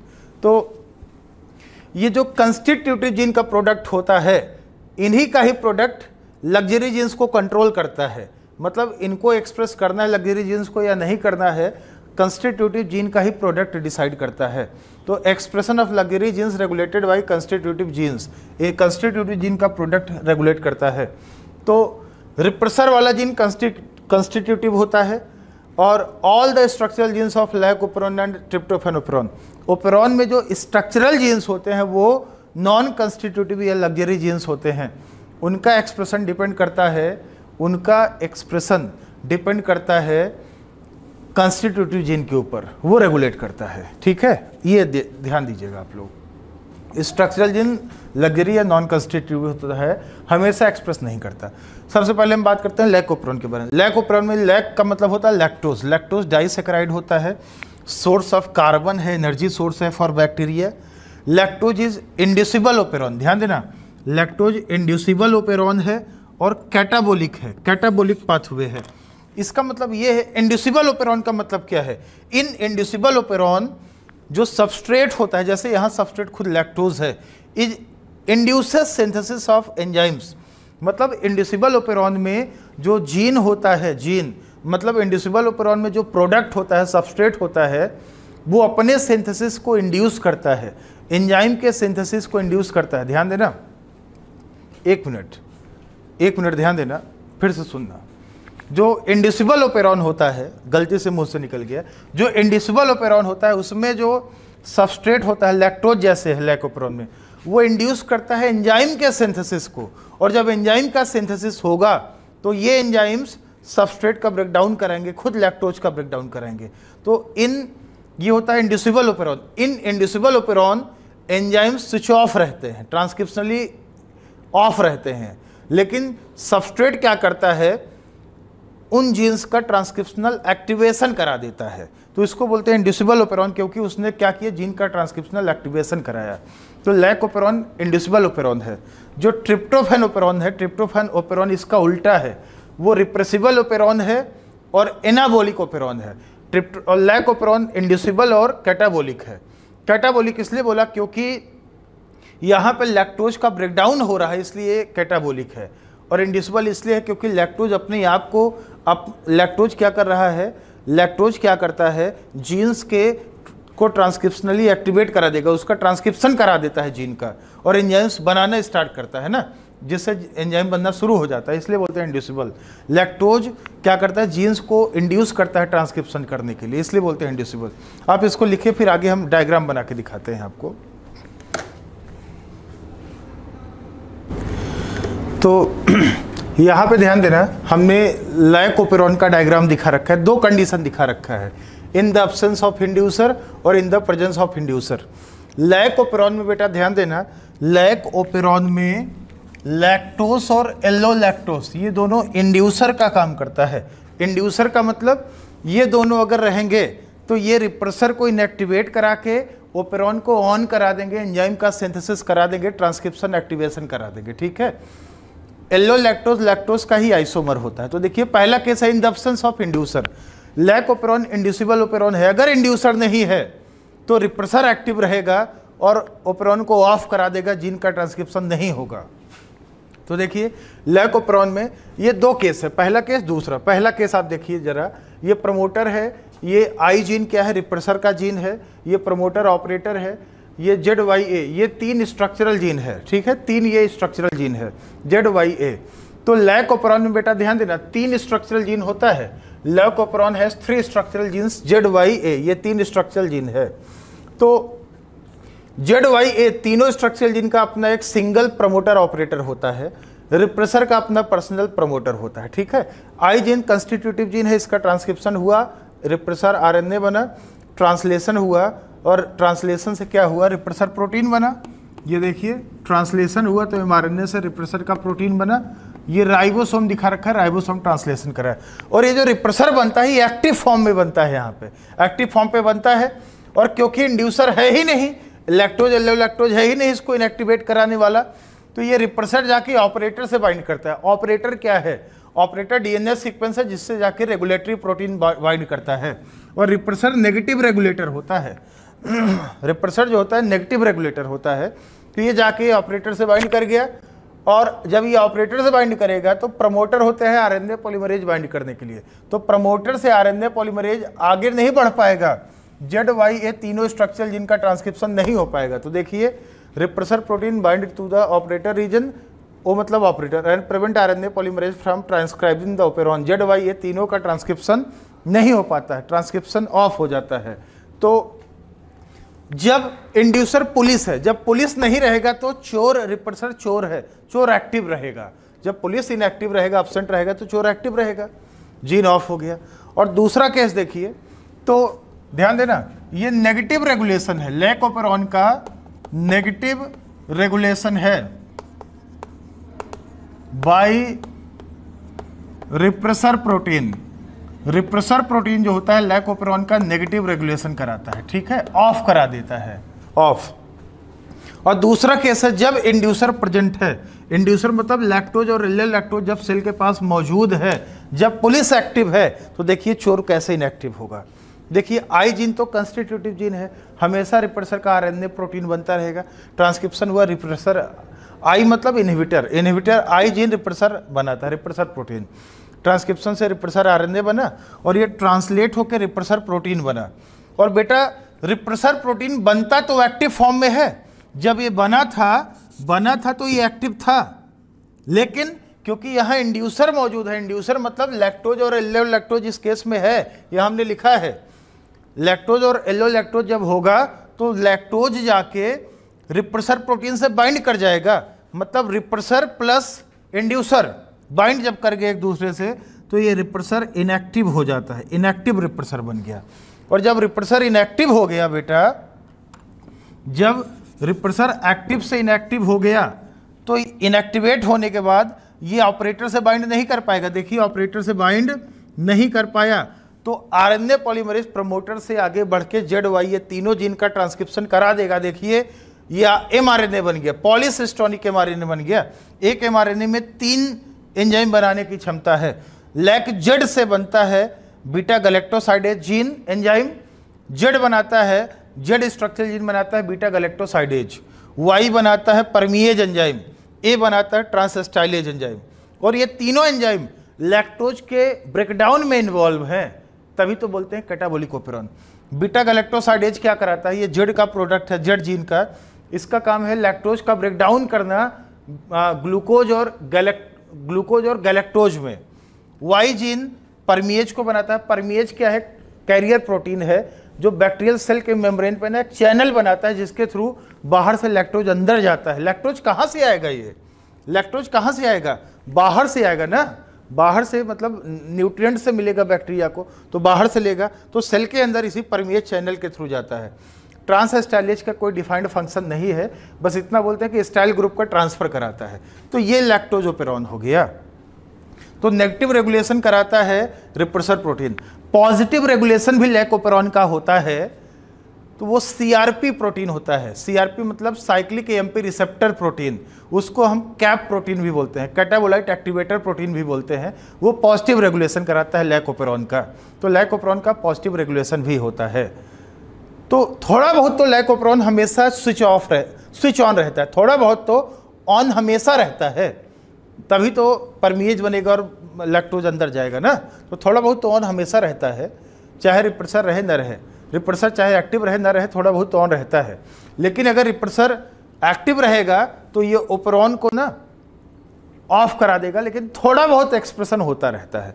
लेकिन अगर कैप या सीआरपी प्रोटीन रहेगा तो बहुत स्ट्रांग एक्सप्रेशन होगा लैक ओपेरॉन का। ये आप नोट कर लीजिए, लिख लीजिए बेटा।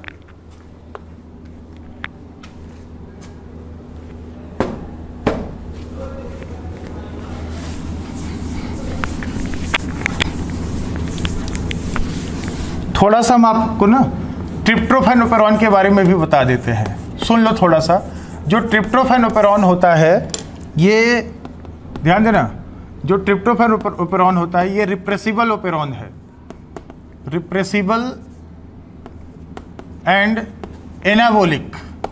एनाबोलिक ओपेरॉन होता है, एनाबोलिक ओपेरॉन। यहाँ पे फीडबैक इनहिबिशन होता है, फीडबैक इनहिबिशन, यहाँ पे फीडबैक इनहिबिशन होता है। और इसमें 5 स्ट्रक्चरल जीन होते हैं, 5 स्ट्रक्चरल जीन्स।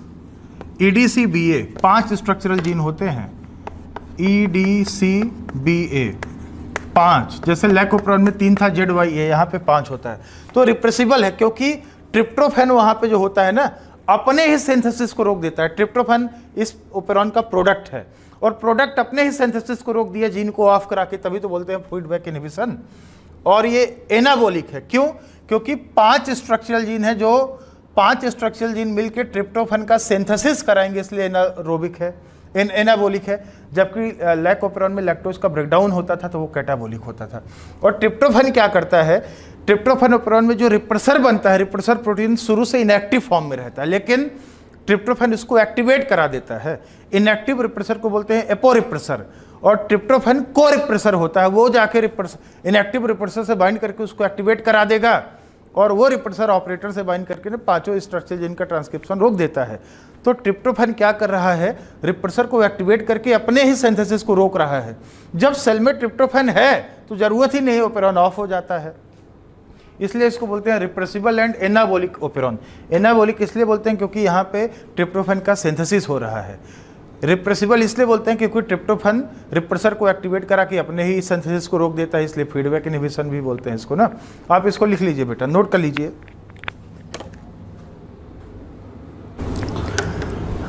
अब बेटा ध्यान देना, ट्रांसलेशन के बाद जीन रेगुलेशन हुआ। जीन रेगुलेशन के बाद हम डीएनए फिंगरप्रिंटिंग के बारे में बात करते हैं। डीएनए फिंगरप्रिंटिंग को डीएनए प्रोफाइलिंग भी बोला जाता है। तो इस टेक्निक को developed by Alex Jeffrey, UK के एक साइंटिस्ट थे Alex Jeffrey, by using DNA probe as VNTR। इन्होंने डीएनए फिंगरप्रिंटिंग टेक्निक डेवलप किया। इनको बोलते हैं फादर ऑफ डीएनए फिंगरप्रिंटिंग। और अपने हिंदुस्तान में डॉक्टर लालजीत सिंह थे, बड़े ही फेमस थे। अभी 2 साल पहले उनका डेथ हुआ। तो यही BHU में प्रोफेसर थे, वाइस चांसलर भी थे डॉक्टर लालजीत सिंह। यही अपने यूपी जौनपुर के रहने वाले थे। तो अभी 2 साल पहले डेथ हुआ है। तो उनको बोलते हैं father of DNA fingerprinting in India, और जाफरी साहब को पूरे वर्ल्ड में बोलते हैं। तो इन्होंने डीएनए प्रोब यूज किया एज VNTR। VNTR होता है variable number of tandem repeat. DNA probe क्या है, डीएनए सीक्वेंस है जो रेडियो एक्टिव मॉलिक्यूल से लेबलिंग कर दिए होते हैं। द टेक्निक डीएनए फिंगरप्रिंटिंग क्या है, the technique use to compare nucleotide sequences of DNA of certain region. मतलब डीएनए फिंगरप्रिंटिंग में प्रिंट तैयार किया जाता है। फिंगरप्रिंटिंग मतलब फिंगर का ही प्रिंट नहीं, डीएनए का सीक्वेंसेस होता है वो तैयार किया जाता है। और 2 लोगों के सीक्वेंसेस को कंपेयर करते हैं, उससे पता चल जाता है कि किसने कोई क्राइम किया है, कमिट किया है ना। तो the technique use to compare nucleotide sequences of DNA of certain region. 99.9% base sequences of DNA same in an individual. मतलब हर एक, मतलब आप देखोगे कोई आदमी है तो उसमें 99.9% डीएनए एक जैसा होगा, 0.1 का डिफरेंस होगा। दूसरे पर्सन में भी 99.9% डीएनए एक जैसा होगा, 0.1 का डिफरेंस होगा। तो 0.1% बेस सीक्वेंस का जो डिफरेंस आता है वो किस टाइप का डिफरेंस है, this difference in base sequences या nucleotide sequences in DNA occurs in repetitive DNA. ये रिपीटेटिव टाइप का डीएनए होता है, रिपीटेटिव डीएनए या सैटेलाइट डीएनए होता है बेटा। ध्यान देना, 99.9% डीएनए सबका सेम है, 0.1% डीएनए का डिफरेंस होता है सीक्वेंस में। तो ये जो 0.1% डिफरेंस होता है ये रिपीटेटिव डीएनए या सैटेलाइट डीएनए होता है। रिपीटेटिव डीएनए वो डीएनए होता है यार, दो DNA which are repeated many times in genome. Genome में कई बार रिपीट होता है। जैसे मान लो GATC है, GATC GATC GATC GATC, किसी में 10 बार, किसी में 20, 50, 100, 150, 200 बार है, मतलब सब में अलग अलग बार रिपीट होगा। तो repetitive DNA are repeated many times in genome and do not code for any protein. Repetitive DNA जो होता है, सैटेलाइट डीएनए जो होता है, किसी भी प्रोटीन को कोड नहीं करता। ये नीट में आ चुका है line, do not code for any protein. ये हेट्रोक्रोमेटिन होता है, प्रोटीन नहीं बनाता है, ट्रांसक्रिप्शन इसका नहीं होता है। These DNA cannot be separate. These DNA can be separated from the bulk of genomic DNA. Genomic DNA जो मेन DNA है, जो प्रोटीन बनाने वाला है, फ्रॉम डेंसिटी ग्रेडियंट सेंट्रीफिकेशन। इनको हम डेंसिटी ग्रेडियंट सेंट्रीफिकेशन कराएंगे सीजियम क्लोराइड में, तो सॉल्यूशन में, तो हम सैटेलाइट डीएनए, रेपिटेटिव डीएनए को अलग कर सकते हैं।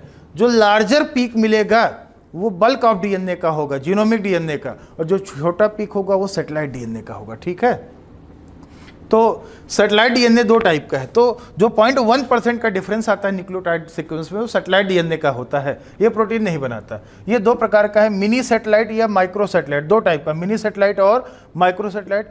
किस बेसिस पे 2 टाइप का है, number and length of repeat, base composition, मतलब 80 रिच है या GC रिच है। तो मिनी सैटेलाइट को ही हम बोलते हैं VNTR, variable number of tandem repeat. इसका लेंथ 0.1 से 20 KB होता है, 1 KB में 1000 बेस होता है। ठीक है, 0.1 से 20 KB होता है। Basis of DNA fingerprinting, mini satellite या VNTR ही जो होता है ये बेसिस है डीएनए फिंगरप्रिंटिंग का। क्योंकि VNTR का मतलब variable number of tandem repeat, मतलब जो नंबर ऑफ रिपीट है उसका number person to person vary करता है। किसी में 10 बार रिपीट है, किसी में 50 बार, किसी में 100 बार, पर्सन टू पर्सन वेरी करता है। वेरिएबल नंबर इसलिए बोला, नंबर ऑफ टैंडम रिपीट। तो यही होता है बेसिस है डीएनए फिंगरप्रिंटिंग का। किसी में नंबर ऑफ रिपीट ज़्यादा है, किसी में कम है, तो फिक्स नहीं, वेरिएबल है, इसलिए बोलते हैं इसको बेसिस डीएनए फिंगरप्रिंटिंग का। दूसरा है माइक्रो सैटेलाइट, इसको बोलते हैं SSR या STR। SSR का मतलब सुशांत सिंह राजपूत नहीं है, SSR का मतलब है सिंपल सीक्वेंस रिपीट या short tandem repeat micro satellite को। इसका लेंथ इससे थोड़ा ज़्यादा है, 1 से 6 नहीं, इसका ये जो मिनी सैटेलाइट है इसका लेंथ ज़्यादा होता है, माइक्रो का उससे कम है ना। ये सिर्फ 1 से 6 बेस पेयर का है, और जो मिनी सैटेलाइट है 0.1 से 20 KB था। KB मतलब किलो बेस, 1 किलो बेस में 1000 बेस होता है ना। तो हमने देखी यहाँ पे लिखा है the number of repeats variable in each person individual called polymorphism. जो नंबर ऑफ रिपीट है ये पर्सन टू पर्सन वेरी करता है। जैसे मान लीजिए GATC किसी में 1 बार है, किसी में 10 बार, किसी में 50 बार, किसी में 10 बार है, किसी में 50, किसी में 100 बार है, तो नंबर ऑफ रिपीट वेरी कर रहा है। ये वेरिएशन आया कैसे?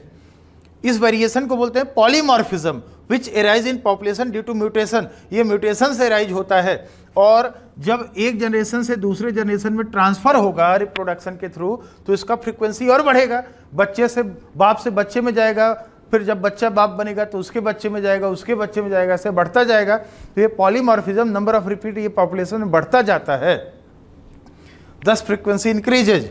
तो DNA from hair follicle cell है, स्पर्म है, बोन सेल्स है, ब्लड सेल्स है, सलाइवा है, इन सब का जो DNA है exhibit same type of polymorphism, same type of polymorphism show करता है, और वही बेसिस ऑफ DNA फिंगरप्रिंटिंग है।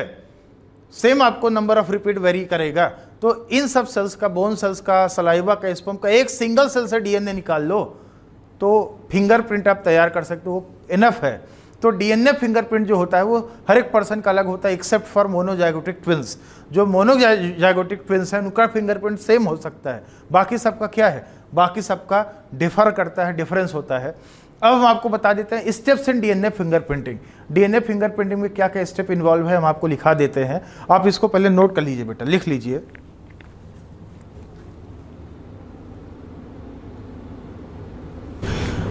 तो बेटा यहाँ पे ध्यान देना, steps in DNA fingerprinting. DNA fingerprinting में क्या क्या स्टेप्स इन्वॉल्व है, ध्यान से सुनिएगा, बहुत ही इंपॉर्टेंट है।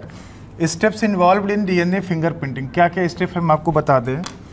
सबसे पहले क्या करोगे, जैसे मान लीजिए ब्लड सैंपल है, वहाँ से DNA को आइसोलेट करोगे, isolation of DNA fragments, DNA from sample. फिर सलाइवा है, ब्लड है, हेयर फॉलिकल है, कहीं से DNA निकालोगे। फिर cutting DNA in small fragments, cutting the DNA in small fragments of various length by restriction endonuclease enzyme। Biotech में आपने पढ़ा होगा रेस्ट्रिक्शन एंडोन्यूक्लियेज एंजाइम, या पढ़ोगे, उसके हेल्प से क्या करेंगे हम, DNA को कई सारे टुकड़ों में तोड़ देंगे, ब्रेक कर देंगे, तो अलग अलग लेंथ का DNA मिल जाएगा। इसको बोलते हैं RFLP, restriction fragment length polymorphism. अलग अलग लेंथ का DNA मिल गया ना, पॉलीमॉर्फिक। थर्ड है separation of DNA fragments into bands of different length in agarose gel electrophoresis. Agarose gel electrophoresis में DNA को हम क्या करेंगे, रन करेंगे, ठीक है। DNA को एगरोस जेल इलेक्ट्रोफोरेसिस में हम रन करेंगे। Separation of DNA fragments into bands in agarose gel electrophoresis. फिर चौथा स्टेप है ट्रांसफर ऑफ DNA बैंड, जिसमें जेल के साथ में बैंड है, इनटू नाइलॉन या नाइट्रोसेल्यूलोज मेम्ब्रेन, इसको बोलते हैं ब्लॉटिंग। और DNA है तो DNA के लिए साउदर्न ब्लॉटिंग होता है, RNA के लिए नॉर्दर्न ब्लॉटिंग, प्रोटीन के लिए वेस्टर्न ब्लॉटिंग होता है। तो नाइलॉन या नाइट्रोसेल्यूलोज का मेम्ब्रेन है सपोर्ट, उसी पे जेल को ट्रांसफर कर देंगे। अब transfer of radio active probe, DNA का रेडियो एक्टिव प्रोब बनाते हैं, सर्कुलर DNA या लीनियर DNA जो भी है, उस पर क्या करते हैं ना, रेडियो एक्टिव मटेरियल लगा देते हैं, तो वो रेडियो एक्टिव DNA हो जाता है। उसी को क्या करते हैं, नाइलॉन या नाइट्रोसेल्यूलोज मेम्ब्रेन पे हम ट्रांसफर कर देंगे, और जो उस पर जो DNA बैंड है उसके स्पेसिफिक रीजन पे बाइंड कर जाएगा, जहाँ पे उसको कॉम्प्लीमेंट्री रीजन मिलेगा, जाके बाइंड कर जाएगा, हाइड्रोजन बॉन्ड ले लेगा। तो इसको हम बोलते हैं, इसको बोलते हैं हाइब्रिडाइजेशन, हाइब्रिड बन जाएगा, हाइब्रिडाइजेशन हो जाएगा। अब detection of hybridized DNA probe on gel by X-ray exposure, X-ray exposure करते हैं जहाँ पे हाइब्रिडाइज्ड DNA, मतलब जहाँ पे DNA प्रोब बाइंड किया रहेगा जेल के ऊपर, तो पता चल जाएगा, तो इसको बोलते हैं ऑटो रेडियोग्राफी। और फिर एक्सरे फिल्म प्रिपेयर कर लिया जाता है जो DNA फिंगरप्रिंट होता है। अब DNA फिंगरप्रिंटिंग का यूज क्या है, solving cases of disputed paternity and maternity. अब जैसे मान लीजिए अमीर आदमी के शौक बड़े अजीब होते हैं भाई, अब कहीं फॉरेन भी घूमने जाते हैं तो एक दो बच्चे उनके वहाँ हो जाते हैं। अब वो लेडी आ गई दूसरे कंट्री में, उनके यहाँ पहुँच गई, बोली कि इनका बाप यही है, वो मना कर दिया, नहीं हम नहीं हैं। तो डिस्प्यूटेड पैटर्निटी या मैटरनिटी का वाला मामला है, तो इस मामले में हम डीएनए फिंगरप्रिंट यूज कर सकते हैं। अब पता चल जाता है अरे तो इनका बेटा है, उनका बेटा है, ऐसे ना इस मामले में फिंगरप्रिंट यूज कर सकते हैं। बच्चे का फिंगरप्रिंट और मदर फादर का मैच करा लेते हैं। क्रिमिनल आइडेंटिफिकेशन एंड फॉरेंसिक, कहीं पे मर्डर हो गया, हेयर सैंपल मिला है, ब्लड सैंपल मिला है, वो ले लेते हैं, तो उस पर फिर जांच करते हैं कि किसका है ना। या पर्सनल आइडेंटिफिकेशन है तो हम पता कर लेते हैं। Now days DNA probe used for DNA fingerprinting and use of PCR polymerase chain reaction has increased the sensitivity of DNA fingerprinting. ठीक है, तो ये डीएनए फिंगरप्रिंटिंग कंप्लीट हो चुका है। ह्यूमन जीनोम प्रोजेक्ट या एचजीपी, आपको क्या करना है, जो ह्यूमन जीनोम प्रोजेक्ट है ये एनसीईआरटी से पढ़ लेना है। ठीक है, उसमें 8-9 पॉइंट जो लिखा है एनसीईआरटी में बाद में, वो अच्छे से पढ़ना, बड़ा इंपॉर्टेंट है। थोड़ा बहुत हम बता दें, उसमें 1-2 जीनोम सीक्वेंसेस, मतलब ह्यूमन का जो 6.6 × 10⁹ बेस पेयर है, पूरा जीनोम है, उसको एक सीक्वेंस में लगा देना, ये जीनोम सीक्वेंसिंग है। तो ह्यूमन के अलावा बहुत सारे ऑर्गेनिज्म का जीनोम सीक्वेंसिंग किया गया, मॉडल ऑर्गेनिजम्स का। जैसे एक प्लांट है ब्रेसिकेसी फैमिली का, अरेबिडोप्सिस थैलियाना, राइस प्लांट हो गया, ड्रोसोफिला मेलानोगैस्टर हो गया, इसका किया गया। ह्यूमन का किया गया जीनोम सीक्वेंसिंग। एक राउंड वर्म है सी एलिगेंस, उसका किया गया। ईस्ट का सैक्रोमाइसिस सेरेविसी का, कई सारे ऑर्गेनिज्म का जीनोम सीक्वेंसिंग किया गया है। तो उसमें 1-2 शब्द यूज होता है, सीक्वेंस एनोटेशन और एक्सप्रेस सीक्वेंस टैग। ईएसटी पिछले साल नीट में आया भी था। सीक्वेंस एनोटेशन का मतलब है sequencing the whole set of genome. Genome में एक्सॉन इंट्रॉन दोनों है ना, कोडिंग नॉन कोडिंग दोनों है, तो सबका सीक्वेंसिंग कर देना। Sequencing of whole set of genome that contains all the coding and non coding sequences, और उनका काम क्या है, स्पेसिफिक रीजन के का काम क्या है ये भी बताना। And then assigning different regions in the sequence with their functions known as sequence annotation. मतलब डीएनए सीक्वेंस में एक्सॉन सब इंट्रॉन्स है, एक्सॉन है, सबका सीक्वेंसिंग करना, उनका फंक्शन क्या है ये बताना, सीक्वेंस एनोटेशन है। ईएसटी क्या है, एक्सप्रेस सीक्वेंस टैग क्या है, आइडेंटिफाइंग द जीन्स, उन जीन को पहचानना जो एक्सॉन है, जो आरएनए बनाता है। Identifying the genes that are expressed as RNA called EST, express sequence tag. मतलब डीएनए है, उसमें एक्सॉन इंट्रॉन दोनों है, तो उसमें जो एक्सॉन है, जो आरएनए बनाने वाला जीन है, उसको आइडेंटिफाई करना, मतलब आइडेंटिफाइंग एंड देन उसको मार्क कर देना, टैग कर देना, लेबल कर देना। Identifying the genes that are expressed as RNA, मतलब एक्सॉन इंट्रॉन दोनों में से एक्सॉन को आइडेंटिफाई करना जो आरएनए बना सके, इसको बोलते हैं एक्सप्रेस सीक्वेंस टैग, ईएसटी बोलते हैं। तो पिछले साल ये नीट में क्वेश्चन आया था, और हिंदुस्तान में 3rd रैंकर था अक्षत कौशिक, जो हमारा आकाश में स्टूडेंट था, पहले हमने पढ़ाया उसको 11th-12th में दोनों साल। वो ये क्वेश्चन एनसीईआरटी का लाइन गलत कर दिया। ऑप्शन में था एक्सप्रेस्ड एज आरएनए और एक था एक्सप्रेस्ड एज पॉलीपेप्टाइड, तो पॉलीपेप्टाइड लगा दिया था, 5 नंबर कट गया था। उसका नीट में 700 आया था, 3rd रैंक आया था। एक क्वेश्चन अगर सही रहा होता तो 705 हो जाता, उसका 705 मार्क्स हो जाते और उसका हिंदुस्तान में पहला रैंक आ जाता। यही एनसीईआरटी का लाइन गलत कर दिया था उसने। तो बेटा ये चैप्टर यहीं पे ख़त्म होता है। Thank you very much, thank you बेटा, थैंक यू।